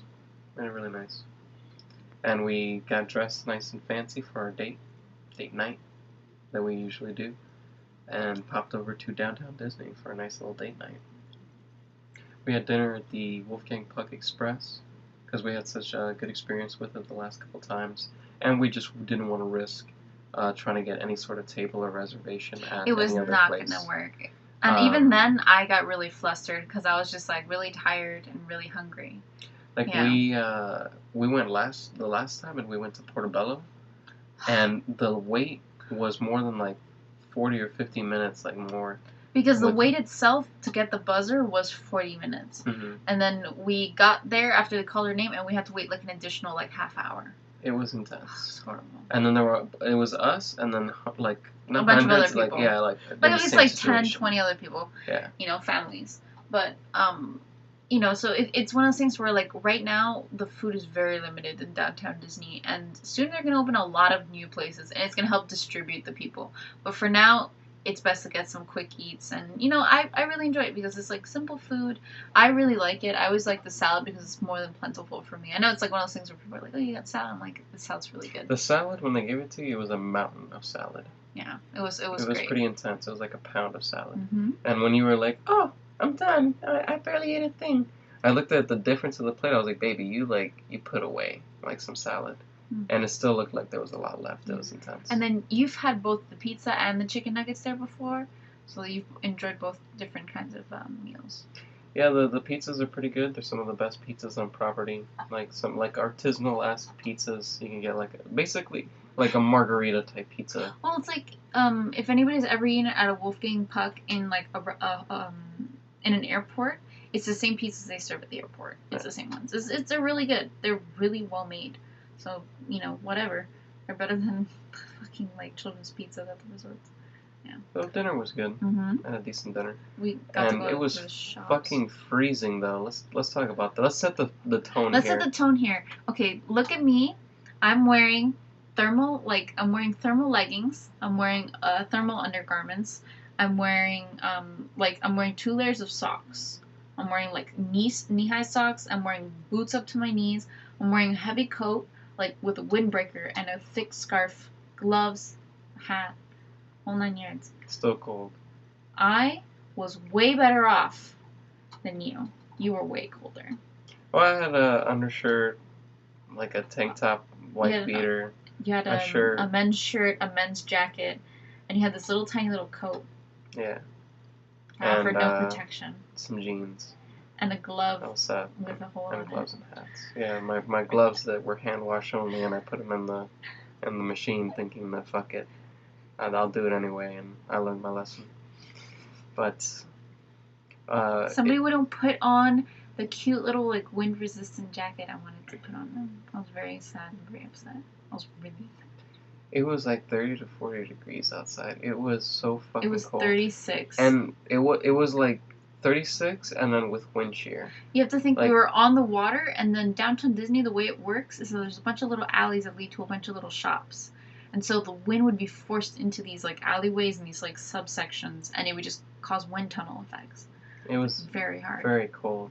So when we got in, I just immediately like had like almost a panic attack. Like shock. I was like, I'm so fucking cold. We need to get like somewhere warm for a second so I can recollect and realize like how fucking cold that is, first of all. And then 2, I need immediately to spark up a joint because I'm not in the mood for this right now. Yeah, like I need something in me. So we went to the marketplace co-op. We went through Trendy, and we went straight through it all the way through the marketplace, and we went through the place where all the fancy purses are. And chilled out. Like, it's a really nice spot, kind of. I mean, cast members pass by a lot and shit, and that's kind of... Well, it's literally the entrance to the cast member location, which is, like, it sucks, but it's one of the best smoke areas. It's, yeah, kind of out of the way, and not that many people pass by, so it's nice. You get to just chill out. And I sparked up and was able to warm up a bit. Because I don't know about you guys, but there's something that I treasure about toking up, and it's how it warms you up in the cold. That's something that we would do in sessions where during winter time we would roll up like 2 or 3 blunts, and then we'd all head outside, put like a fire pit if we could, or some sort of heat between us, and then we would all huddle in a circle and pass the joint. And it was like the most strictest, the fastest puff pass I've ever experienced in my life. And the blunts have never gone down faster.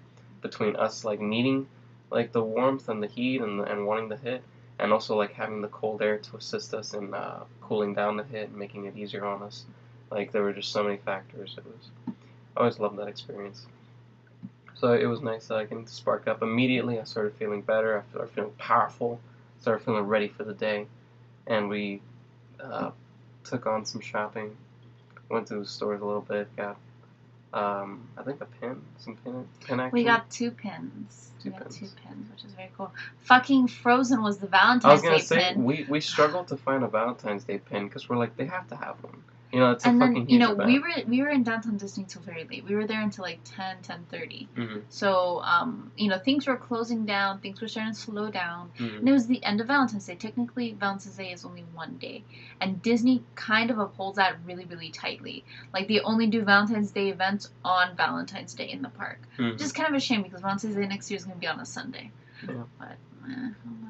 Yeah, but regardless, we bought 2 nice pins, and the Frozen one, we were like, the lady was so excited to show it to us, and we were like, no, it's okay, we won't take it. Yeah, like, oh, this is a very special pin. Let me go get it from behind the counter. You guys are gonna be blown away by this. And I'm like, oh shit! I was Watch so out, excited. I was limited edition. expecting Mickey and Minnie. I was expecting some excitement. Nope. Frozen. Frozen. Yeah. What did I expect? I couldn't control myself. I was like, what did I expect? And I said it out loud, and I was Again. like, oh yeah. But I say it too because I'm like, what else to fucking expect? But whatever. So we did that, and then Call it a night. You know. Yeah, we decided we went through like a couple. We went through stores that we normally don't go through. Like we wanted to just kind of see things. Like we went to the Goofy's candy place, and that was really fun. It liked the science theme to it. It was very cute. I never noticed that. Like I got a lot of footage in there of just a lot of candy formulas, and like a lot of fun cool. Things. I appreciate when stores have like mannequins or like the what is it, like the just like 3D sculptures of the characters doing stuff. Oh yeah, like classic Disney like store design where they Yeah. have the characters integrated. Yeah. I appreciate that Agreed. a lot. Yeah. And so we went to, oh, that's cute, topiary. But we went back to the hotel, and then what ended up happening was we didn't do a normal Ghirardelli run. So No, we we were hankering were- for a little dessert. we weren't action. feeling waiting for it. We were really tired. I was really concerned about getting to the resort safely because the fucking like this is something we didn't mention, and this is something that like we never really experienced this before, and it was so discouraging, and it put me in a really bad mood for the whole night. Mhm. We had like over a 40-minute drive Mhm. from the Coronado Spring to downtown Disney, Mhm. and I literally fell asleep on the bus. Yeah. I felt really embarrassed and upset that I did something like that. But whatever. So it was a really long day for me. It was really long. But we went back to the hotel. It was a pretty simple ride, and we went through the resort. What is it called? The Sundries Closet, whatever. Yeah, normally what the resorts have is they'll have like a gift shop where you can just purchase merchandise and like quick things that you might need also, like tampons, aspirin, like convenience store shit, or like pharmacy Like stuff. quick grab stuff. Yeah, like important things that you might need. But this was more specifically for if you wanted a quick beer or you Yeah, wanted this is something that they didn't have in the other ones. That, like you said, like they have desserts, they have beer. They have like an ice cream counter. They actually serve like smoothies and stuff. And usually what the other resorts will do, like the lower end ones, is they'll just have like a quick service area where they'll handle it there. A corner where you can buy like the popcorn and the stuff within the gift shop, but not specifically something that is only. I don't know, like they specifically just had like a sliver for like more food. They had fresh food. Like it was just weird. It was like they had the food court area that you can go and you can get food there. You can get desserts, beer, everything you needed. But you can also just go to this little sliver and get it. I guess it was maybe quicker or more convenient or something. I don't know. Everything was like really tightly like together, and you could just kind of roll through, and it would be not an issue. You know. So I picked up a cookie there, which was pretty bomb. It was a really nice cookie. Yeah. And you got I got some potato chips and chocolates, I think, or something. I need something like guilty pleasure-esque. Yeah, salty fix. Yeah. But so we went there, and then something. I was a little disappointed as well. You know, we mentioned that this is a convention resort and that's a lot more of a mature audience and things like that. So what one of the benefits was the delivery service to the room. What do you call it? Food service? Yeah. Mm-hmm. Usually in the Valley resorts, when we go to them, like the Pop Century or the All Stars or anything like that, they'll have like pizza delivery to the room. And it'll be like pizzas, like maybe like a sub if you're lucky, and that's it, like a Coke, you know, and maybe like a candy bar from the thing. Like they're very like sparse with the menu. I think I've recorded it a few times in the videos, but this one, they actually had like a full food service menu. You know, they had pizza, they had like this was the chicken tenders, they had French fries, they had like a lot of different options available to the resort. And it was one of those things where it's like, if you stayed in their valley resorts, like people would always do it in the forums and stuff and say like, oh yeah, but you can ask them to grab you like a Reese's or something like that, and they'll do it for you, and they'll actually like provide. But this one, they had like special options where it was like so fucking the dope. Strawberries and stuff. Like they're like a special treat. They had the package that was like strawberries and chocolate, like that you can dip. But they also had a package that was super fucking stonery and munchy like, that you can tell that it was designed for people who get the drunken munchies. It was like you pay $10, and you get a grab bag. You get a grab bag of like 5 different candy bars or like 5 different chip bags, and they just bring it to you.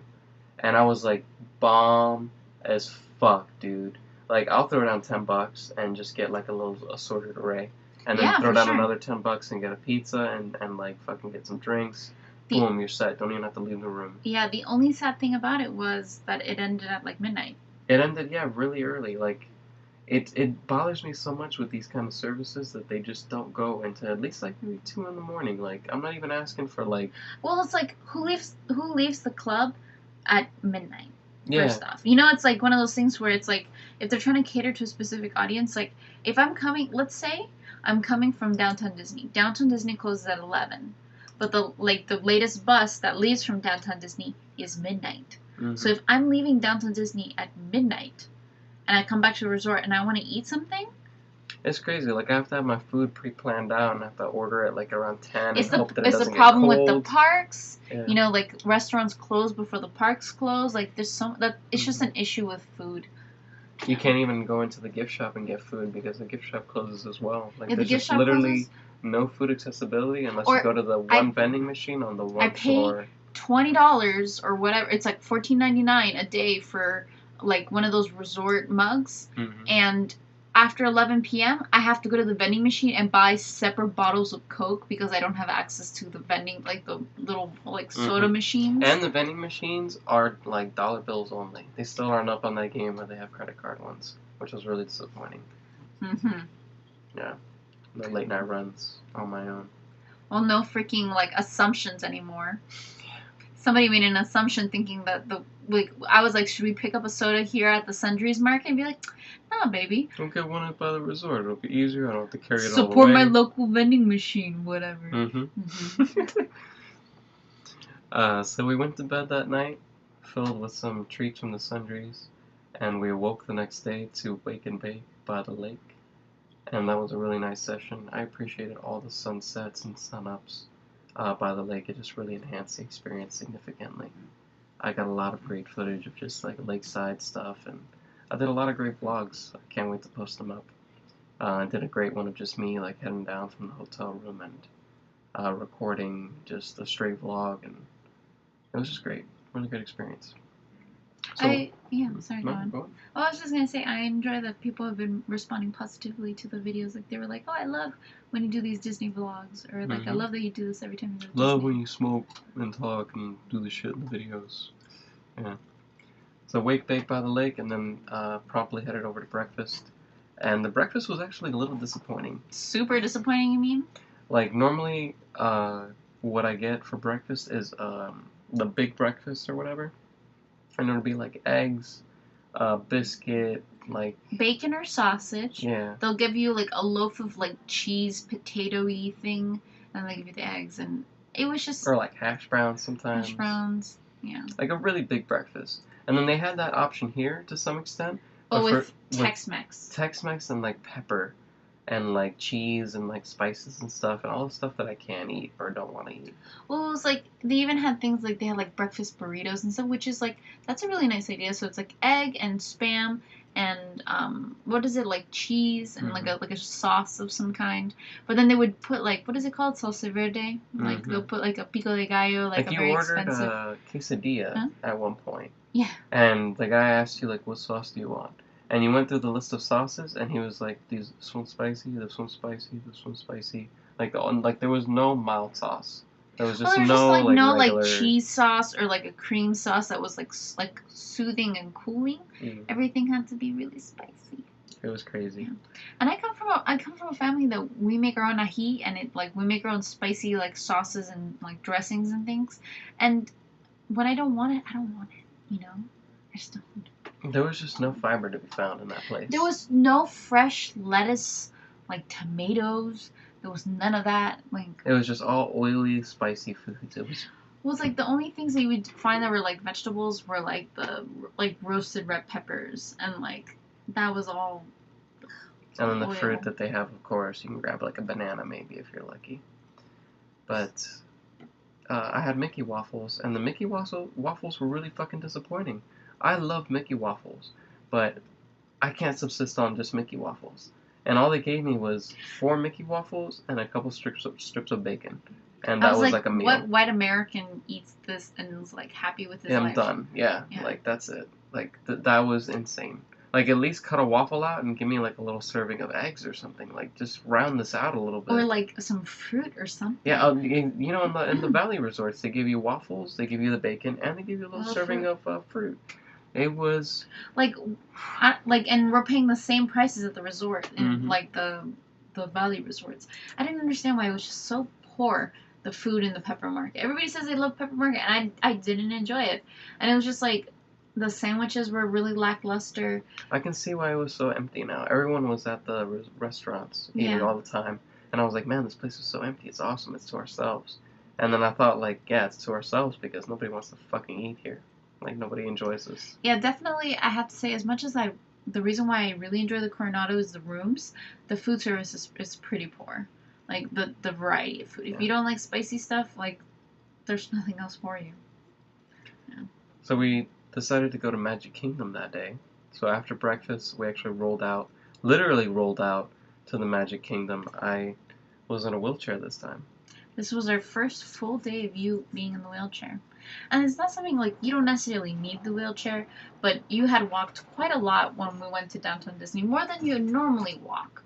So, you know, you spent like, you know, half a day in a car sitting down, and then all of a sudden I get you up on your feet and you have to walk to the hotel room, carry heavy bags to the hotel room, and then, you know, you went through all of Downtown Disney walking. I came back from Downtown Disney and my calves were like shot. And I had to sit in bed and just massage them for a while and just get the muscles from seizing up and cramping. So it was a lot for me just to do Downtown Disney like that. So the wheelchair was definitely an asset to have. And I had a wheelchair, and we had it from the accident and whatever. And I made a cute little sleeve for it to cover it. It was like a celebration of Valentine's Day, because it's Valentine's Day weekend for us, because it's a big holiday for us. And we had a Star Wars, Star Trek little themed. backing for the chair. It was really nice. It was like a little sleeve to cover the seat, which was nice. So and we got to experience the day in a wheelchair, because that is a completely different experience, a completely different pace, perspective, like so many different things. And fucking like, so, you know, we were like, let's do the whole experience, because, you know, we're annual pass holders. We've done Disney, but we just want to experience all the aspects of Disney. So one of the things was like, let's go through the process of getting the wheelchair on the thing. We were like, you know, if you don't have to get up, don't get up. You know, if you can stay in the wheelchair, stay in the wheelchair. So, you know, we did those things, and, you know, we rode the bus in the wheelchair, which was interesting. I got to get put on the bus, and they actually strapped the wheelchair in, and then they put a little seatbelt on me. So cute. Which was a little weird, yeah. So I rode the bus in the wheelchair, and the bus situation was interesting, but I won't get into that. That's just more complaining. But we got to Magic Kingdom, and I got searched by a different security guard, actually. That was another, like, different experience. Usually when you go into the park, they have these tables that they search you at, and they, you know, it's just a big line of people you go through, and the security guard looks through your bag. So I rolled up, and rather than them searching me, because the table was basically at like my head level, he allowed me to roll into the park a little bit, and another guy came up out of nowhere, and he just started like searching my bag without me having to take it off or move or anything. Yeah, like unzipped everything. I even unzipped my book bag. He didn't even look at me. He didn't even look at me. But so that was really interesting. We rolled into the park. We did the whole process of, the fingerprints and all of that, and we went straight to Adventureland. It was our first time heading to Adventureland because we usually go to Tomorrowland because we love it so much, and we usually want to hit up one of the rides over there first or something. Just our favorite area in general. So we did like opposite day and head over to Adventureland. And well, it's like I wanted to experience a lot of like smaller things that we normally don't experience, and one of the things was like I was very afraid of like a concussion and brain damage and you experiencing thrill rides too close in proximity to your accident because it had been less than a month, so the 20th. So I didn't want you going on Thunder Mountain, Space Mountain, like the Astro Orbiter. Dwarves. The Seven Dwarfs Mine Train. Like, I didn't want you going through those high-stress situations. So, we decided to just go and... Treat me like a pregnant woman. Treat you like a pregnant woman. And, yeah, can we look up, like, Magic Kingdom footage? Or let's look up our footage. Can we show our footage? Can you find our footage? Oh, not with the music, no. Under the sea. Under the dank. Under the sea. We're gonna get flagged or something. Did you see somebody's complaint about the video? No, I never see them. This music was curated by some drunken fucking 15-year-old at a quinceañera. Like, it was some really in-depth commentary about my music selection in the video. Holy shit, it's like a quinceañera DJ got drunk off of jungle juice, threw up on a 15-year-old, got her pregnant, and then the bastard child went on to produce this song. God, it's awful, ruining some good music. Shake my head. Shaking my head. Yeah. But, so we wanted to experience the park, like, differently. It was something that we really wanted to see, and, so we, actually, we first went to the Tiki Room. That was, like, the first thing I think that we wanted to see. Because I was like, it's showtime. Let's go. Mm-hmm. And we went... It's showtime! It's showtime! Yeah. And so ole, ole. We rolled up to the front, and the guy saw us in the wheelchair, and we said that we needed to stay in the wheelchair, and it was pretty chill as fuck. It was nice, enjoyable. I didn't like being in the front of the Tiki Room. They immediately put us in the front row of everything, like the pre-show and the Tiki Room. Yep. And then we were like so close, like I was like right up on a bird's ass. He could have like shit, and like it would have been right on my face. Like it was that intimate of an experience. Yeah, and it was one of those things where I kind of just was like, people always say like, oh, people try to cheat the system and use wheelchairs to get to like the front of lines and to experience things like that. And, a lot of rides in Disney, you don't benefit from being in the front. You actually benefit from being in the back because it's like an all-encompassing experience and you want to experience it from a really good perspective. So, yeah. And we got to experience the Tiki Room. The Tiki Room was fine. As we rolled out of the Tiki Room, we learned our fast pass for the, what is it called? The Pirates of the Caribbean ride was invalid because of like some ride maintenance issues. And it was funny, the night before I didn't realize I don't check my email when I'm on vacation. Don't bother me when I'm on vacation, please don't. I don't like to think about like life outside of Disney when I'm at Disney. So I freaking got an email about how the ride was closed and how I needed to fix my fast pass. And the people in the outside of the, what is it called, the Pirates ride, they were like, yeah, just pick whatever one of these same tier rides that you want, and you can just roll right in. You don't need to get anything new or anything like that. And I was like, huh, interesting, like whatever. And so we rolled out of the Adventureland. We went through Frontierland. Frontierland was pretty chill. We contemplated going to Tom Sawyer because I was like, this is the last opportunity we have to go to Tom Sawyer before the summer starts and all the mosquitoes happen and the humidity and all those things. But we dipped through there and we passed by Chippendale. Chippendale was in his in their what is it called? Meet like and the greet. well, no, but like it's like the Western like Attire. cowboy attire, and that was also nice. And we went through them. We went to the. Did we go to the Haunted Mansion afterward? No, we went. I don't remember what we did. We hit up It's a Small World, I believe, at some point. I think that was probably what we did after the Tiki Room. Because we were waiting for our Haunted Mansion Fast Pass. Yes. So we had to go to Fantasyland first. And we decided to hit up It's a Small World, and that was another surreal wheelchair experience. Because if the perspective thing wasn't enough of a shift, where I felt like I was essentially at a child's height the whole day, like looking at people's waists, and it was like way weird different. sensation, yeah. Right, and then essentially just like riding around all day, like that experience was weird too. And then you throw me on It's a Small World, and I go from being like at a child's height to being on a king's throne, because they've actually redesigned It's a Small World to compensate for handicapped people recently. I don't know if you guys heard about the news. It's one of those like articles that it's like one of those off-cuff articles that you see on Reddit and shit. But it was a handicapped man with special disabilities or whatever, like he had some mental capacities altered or whatever. I don't remember the exact details of his condition, but he was essentially trapped on It's a Small World because they didn't have boats that could compensate for wheelchairs. So he couldn't get off the ride, couldn't get off the ride boat like properly during like a exit time or something. So what happened was they had to keep the ride going with him on it while they tried to fix the problem. So he had to sit on the It's a Small World ride for 40 minutes while it looped, while they figured out how to get him out of it. Are you serious? That's how it worked? Mm-hmm. Oh my gosh, I didn't know the full story. So he sued Disney, and they had to actually change It's a Small World and add a handicap boat now.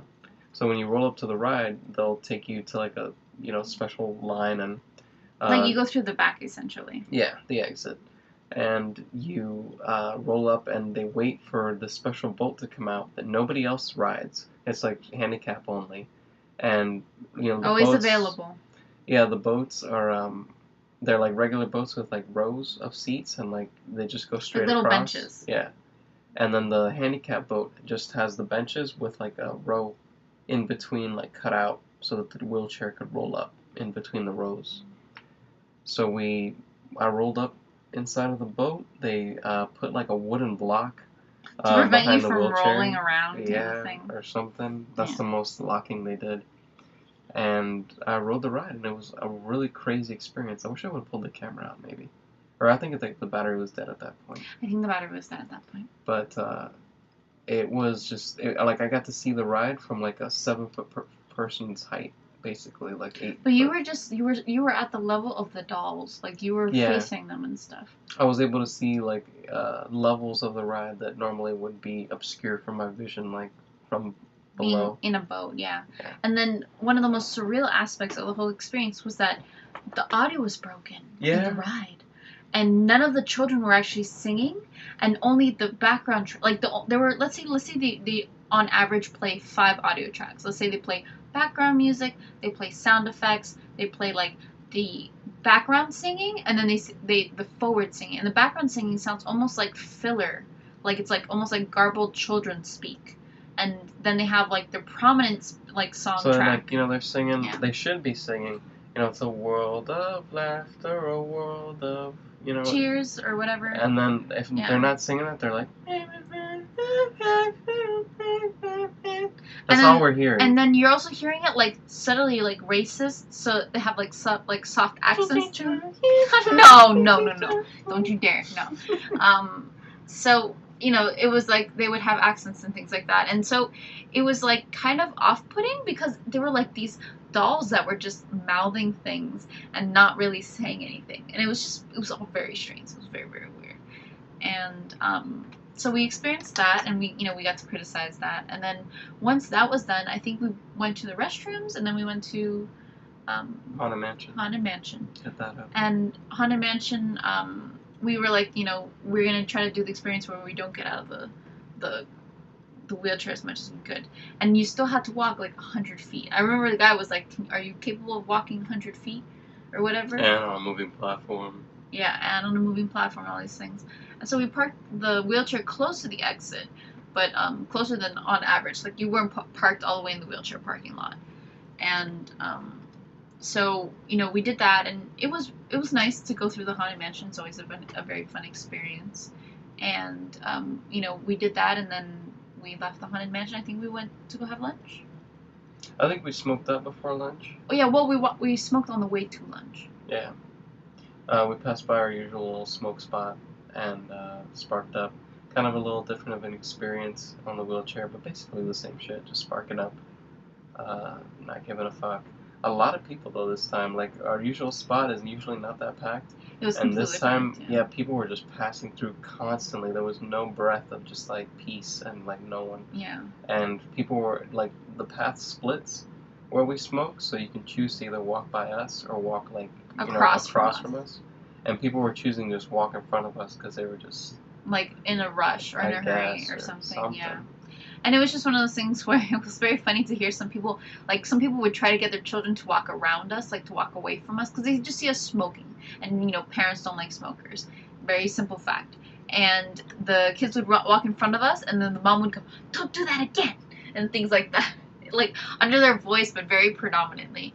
So, you know, we smoked, and we then went to Cosmic Rays. Fucking chaotic. That was a mistake. But even then, I feel like it would have been like that everywhere. Honestly, it would have been like that everywhere. And like, the Harbor managed. House would be completely unmanaged, whereas Cosmic Rays was a pretty straightforward system. I appreciated how well they worked on it, and it was pretty fast for what it was. But it wasn't necessarily the staff that was the issue. It was like the people that we were around at the moment. Like, I wanted to seat you immediately, get you, like, seated, relaxed, calm down, because you had just, you know, smoked. I wanted you to chill out, relax, and let your quiet handle it. And what ended up happening was I got in a line with a mom from LA she had one kid strapped to her.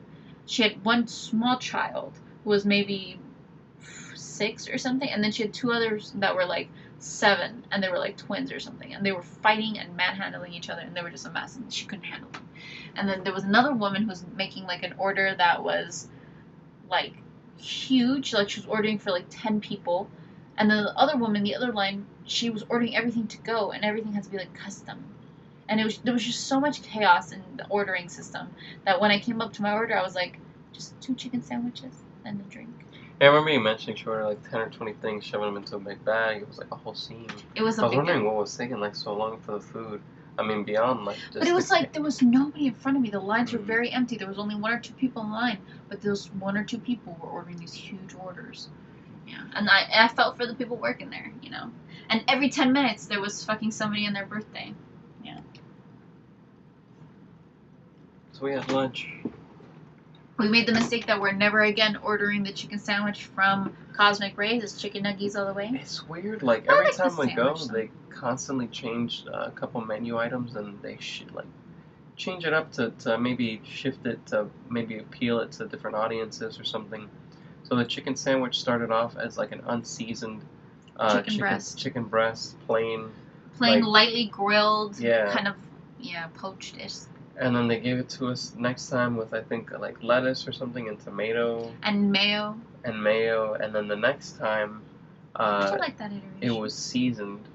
They seasoned it with, like, heavy, like, sazon and, like, parsley and, like, all these dressings. And then to fucking top it off, this time it was seasoned with cheese on top. And bacon. And bacon. Yeah. And it was crazy because the cheese wasn't melted at all on the sandwich. But because the bacon was hot still, it melted a little bit, like small portions of the cheese onto the sandwich. So we tried really hard to remove that. But, you know, once we went to Cosmic Rays, I was full as fuck. And I think we went to, what is it called? We went to Buzz Lightyear? Mm-hmm. I went to our Fast Pass there, and you kicked my ass again. I schooled you. I don't understand what the fuck happens there, because the first room... You were winning. You were at like 5,000. Yeah, I double your score in the first room, and then immediately I was like at 2,000. He was at 5. You just start like annihilating me, and I don't know what targets you're hitting. It's, I don't know. You have that game rigged or something. I'm gonna figure it out soon. I'm gonna become a galactic hero. You just wait. So we had a great time at Buzz. That's a ride that I can hit up just multiple times. We hit it up like once, like 3 times in one trip, and it was a great time. Great arcade type ride. Actually, you hit that up on the wheelchair, because at some point we decided to switch it up. I needed to stretch my legs a bit. Sitting for long periods of time, despite it being like incredibly comfortable and it being cool to like roll around and stuff, it's taxing on the back. You know, I sit around for work all day, so I already know. So I had to just get out of the chair and start doing some toe touches and just walk around very lightly. And we decided to swap places and let you experience the wheelchair for a little bit. You got to see. I didn't like it. A whole new world. It was horrible. Come ride on this magic carpet wheelchair. I felt like I was lying to everyone. But you got to hit a Buzz. It was basically like the Haunted Mansion, where you had to still kind of get off and get on the moving platform. Although the distance was a lot shorter than Haunted Mansion. You got right up there. Yeah. But it was nice. The staff were always very accompanying, and like even the women, if you like, because my legs actually kind of like fell asleep in the cart. Like there was like a weird problem with like my blood pressure that my legs felt like slightly numb, and we realized that we had like the seat thing too tall or too like high.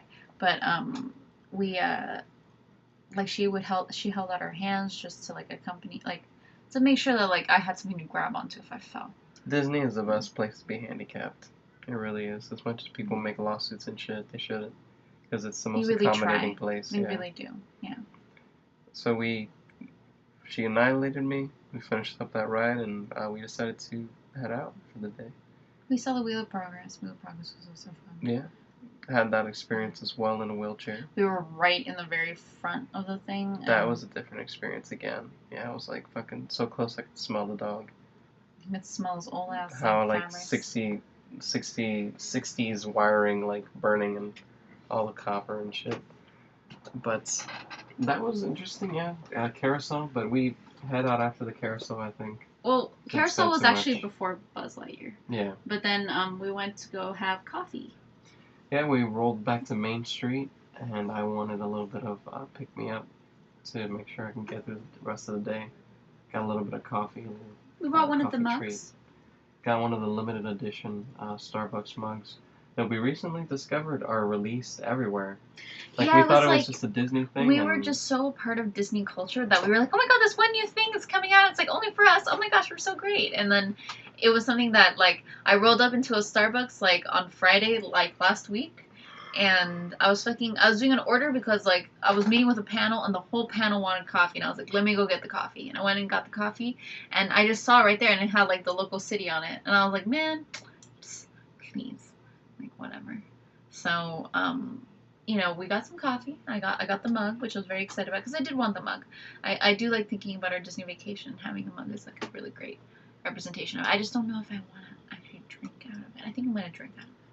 I don't think there's a reason to not drink it. Yeah. You know? Not that special. Yeah. And I mean, it's not like the limited edition first run Epcot mugs. Yeah. Yeah. So, you know, we did that, and then we went back to the resort, and then I think, what did we do? Actually, we played Sorcerers of the Magic a little bit around the Main Street. We wanted to finish our quest. We were, like, what they do is they have a trading card game in the Magic Kingdom. And every time you go, you can get 5 like free cards or some shit, and they start you on an adventure. And the adventure, they have one for each zone in the park. So they have one for Frontierland, Adventureland, Main Street. The only one they don't have one for is fucking Tomorrowland. Go figure, the coolest one. I feel like one day we'll get it. One day maybe. But we've decided to finish our Main Street adventure, where we were currently in the clutches of Cruella de Vil and struggling against her, and we wrapped up that journey, and we were like, hey man, you know, that was pretty cool, why don't we start on our next adventure? Like, we might as well, why not? And we picked the one with like the closest like condensed area of windows or whatever you'd call them, like locations, and we went to Fantasyland. And Fantasyland was all behind Cinderella Castle, which was nice. And the second we rolled up to that area, we noticed like lines of people doing that, like quest line. It was intense. Because, you know, when you go to the Main Street one is like the basic one. And it's pretty straightforward, but everything's kind of spaced out. And there's normally only like 1 or 2 people per location. Mm-hmm. Normally. Today, huge lines. But I mean, it was also like President's Day weekend, so there was a huge amount of people in the park. Yeah. But definitely there was a huge amount of people in the line. And we only did, I think, 2 locations, I think. Mm-hmm. And then we did the 2 locations, and then once it was done, and there were way too many people, and then we left after that. Yeah. But I had a great time, though. It was a lot of fun. Great day. Different experience in the wheelchair, definitely. Like, something that I'll probably never experience again, hopefully. And, really enjoyed it. It was one of those, like, childish dreams where I was like, oh, I would love to just spend a whole day in a wheelchair and be catered to a little bit and, take it easy. And I got to see, like, the trials and tribulations of the handicapped a little bit. Mm-hmm. Definitely hard getting around, man. Pushing that wheelchair, you get some serious upper body. It was nice. You had your little gloves and you were using them and stuff like that. But we went back to the hotel room. We kind of wanted to rest, relax, recuperate. You know, we got back at like 7 or something like that. Did we have dinner there? We had dinner. What did we have for dinner? I don't remember what we had. I opted for, because the first time for lunch I had the tacos, carnitas or whatever, and black beans, which was pretty decent. But I was like, let's play it a little safer, and I got the chicken tenders. We both got chicken tenders. It was very funny. We were standing in line. We're both super fucking stoned to the gills. Yeah. And I was like, I'm so exhausted from today. I'm gonna get shit faced because, So we're standing in line, like blazed, and we're having this discussion to ourselves, and we're like, okay, so I see chicken tenders on the menu, but it's only children's. But they only have they only have the children's one. What the fuck? Okay, so what are we gonna do? Are we gonna order like 3 of them, or are we gonna order like 2 and see how many it comes with? Can we scope out other people's orders and see like how many chicken tenders they get? You see, did they order some over there? How many fries? Should we get like a separate order of fries? We should get like a separate order of fries, right? Yeah, we should totally do that. And we're having this whole like discussion. We're really debating, trying to deliberate over this and trying to dissect this menu. And we roll up and you order the chicken tenders. And we go up to the counter and we order it, and the girl goes, children's or adults, right? And we both look at each other for a moment, and it's we like, freak out. so much thought for nothing. The weight was just lifted off my shoulders. Yeah, completely and utterly 150%. So we both got adult chicken tenders to go, rolled back to the room. That was great. And just ate on the bed, really stoned. I think we got desserts. You got like a brownie, and I got like an Oreo cheesecake thing, which was pretty good. It wasn't really fucking intense, but it was really good. And we had a great we had just dinner in bed, being fat asses. We burned out the TV. Yeah, that was interesting. I was just sitting there minding my own business. I'm not a part of this at all. I am not responsible for this because this was the person ahead of us. They just told us when we switched rooms. We're just recounting this story. Allegedly. It was freezing fucking cold. It was really fucking cold out. You know what? I learned later because I did it apparently again in my house, and it's just literally the breaker. You just pop the breaker. It's no big deal. Everything works fine again. I plugged in accidentally into one wall circuit. I plugged in 2 heaters, like space heaters, and it blew out the TV and the sockets in that one wall. So that whole wall didn't work. And so we lost access to our refrigerator. The refrigerator went bad. I woke up the next morning and the bananas were black and the strawberries were all rotten, mushy and melting into the fridge, and yeah, that was something else. That was something to remember. So I smoked up a little bit before bed, and then we knocked the fuck out after that long ass day. And woke up the next day and had a little more breakfast again. I think I had the same thing. Played it safe. Mickey Waffles bacon. Well, I gave you some of my food too. And yeah, I had a little bit of your bacon. And you had The completo or some shit. Completo. And then we rolled out. We actually rolled out really on time, which was really nice. Fucking, okay. This is something that, okay, listen all, like, Disney, like, don't listen to anything we said before this, Disney people. Disney people, right now, here and now, this is our only message to you. Please, get, just like, okay, All-Stars, they have their shit together like crazy. All the All-Star resorts, and even the Pop Century, they have somebody waiting outside, and they're kind of like concierge, but they're not concierge. They just walk around with an iPad, and they're like, oh, hi, what are you here for? Oh, you're going to check in? Do you want to check in with me? Did you do online check-in? And she's like, can I help you with anything? And then when you roll up and you look like you're not really ready to check in, they're like, are you checking out? Is everything, like, you know, okay? And you're like, I'm checking out. And they're like, what's your last name or what's the room number? Okay, you're all settled. There's no charges to the room.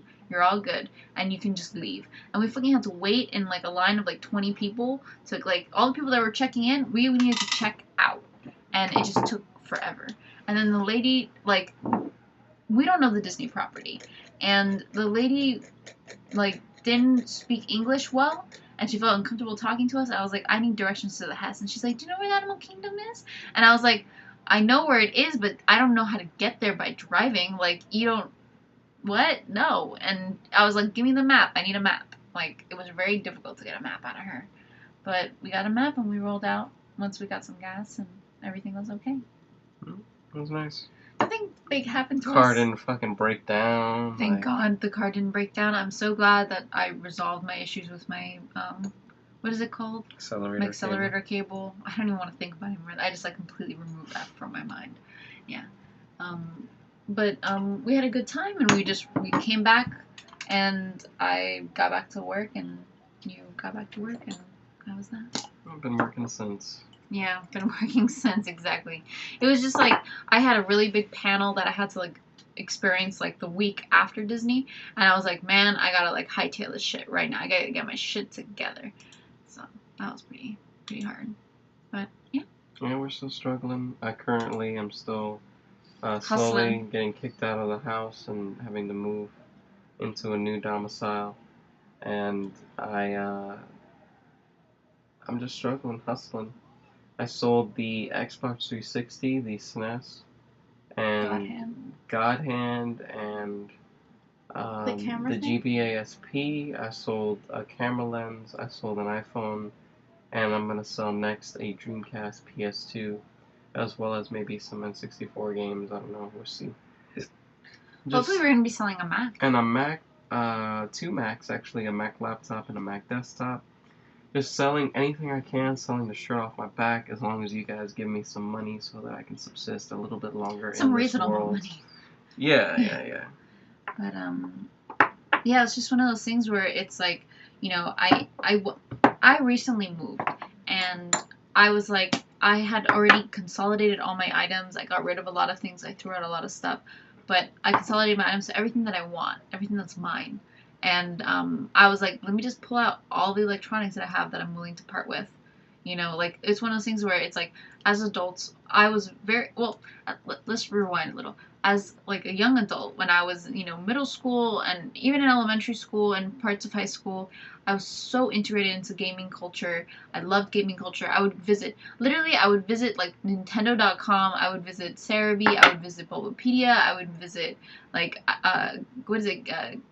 GameFAQs and IGN. Like, I would visit all these people, Natsume website. I would visit forums for video games. I would just do all these video game things. And, we ended up, we both ended up deciding, like, there are games that we're willing to part with because, you know, we can always buy these back, or we can emulate them. And, you know, it's you know, as much as we want to, like, feel this nostalgia for, like, this one particular item, sometimes it's best to just move past it. Should I quiet for that, or no? So, you know, I pulled out all my stuff, too, and, you know, I think it was something that you were just a little, like, and I am too. I'm just a little startled by the whole situation, and, like, I have a PS2 to give away. I have a GameCube that I'm willing to part with, a nice GameCube as well. Like, just finding stuff that you can sell. Like, I have limited edition trading cards and stuff, and anything, like, even making $5 to me is enough. Like, those we have these limited edition Elsa cards. You're smoke your hit was so smoky that I inhaled some of your excess smoke that you exhaled, and now my throat is too dank. My throat is fiery as if burned because I inhaled it right as you exhaled. That's how epic my hits are. They affect like other people around me. Yeah. Secondhand smoke. They say it doesn't kill. It does kill. They do say. Yeah. I'm not weed smoke. Secondhand weed smoke is whatever. No, it was just like I'm a weakling. I'm a wimp, so it affects me greatly. But regardless, hustling hard. We're hustling hard, selling everything. You know, it's one of those things where like a lot of really big life decisions are happening right now, and it's really difficult. It's really hard. It's really, really hard. Appreciate all the support though. People have been buying glass in the shop. People have been buying weed socks, buying rolling papers, buying our new lighter sleeves. So, how are those going? Yeah, selling still pretty well. I have people like they'll buy like a 400-foot wick and then they'll buy some lighter sleeves. It's nice, you know, like they just don't feel like doing it themselves, which is exactly what I made them for. So it's really nice. I appreciate all the support through the shop. I appreciate all the support on the website. People reblogging, people sending love, messages, submissions, likes, all that jazz. Highly appreciated. Please leave us some reviews on iTunes. Leave us comments on YouTube, on Stitcher, any of that. Let 420 Radio know how much you love us. Because we don't know how their system works. Yeah, I don't even know, bro. I don't hear it from them. But tell your friends about us. Let them know about WeedPornDaily and how they can get a daily dose of dank and weeducation. Point them to our strain database if they're looking for a particular strain. Point them to our news section if they want to keep up on the up and up. Point them to our weed porn archive, which is full of hundreds of thousands of different posts that we've like queued over the like 4+ years that we've been enacted. Or you can check out our weeducation section. You can see the countless articles that we've been posting up, from science to how-tos to state-by-state breakdowns, so that you can see how your state works, if it's decriminalized, how the medical laws work, how the rec laws work, all that available on WeedPornDaily.com. We're trying to be your one-stop shop for everything pot. So check it out, tell your friends, share the love, and stay regular. Super stoners. So we're just going through the site. I know, it's you just can't help it, right? It's such an awesome site. You just want to browse it all day. Well, it's like if somebody actually is going to watch this, maybe they'll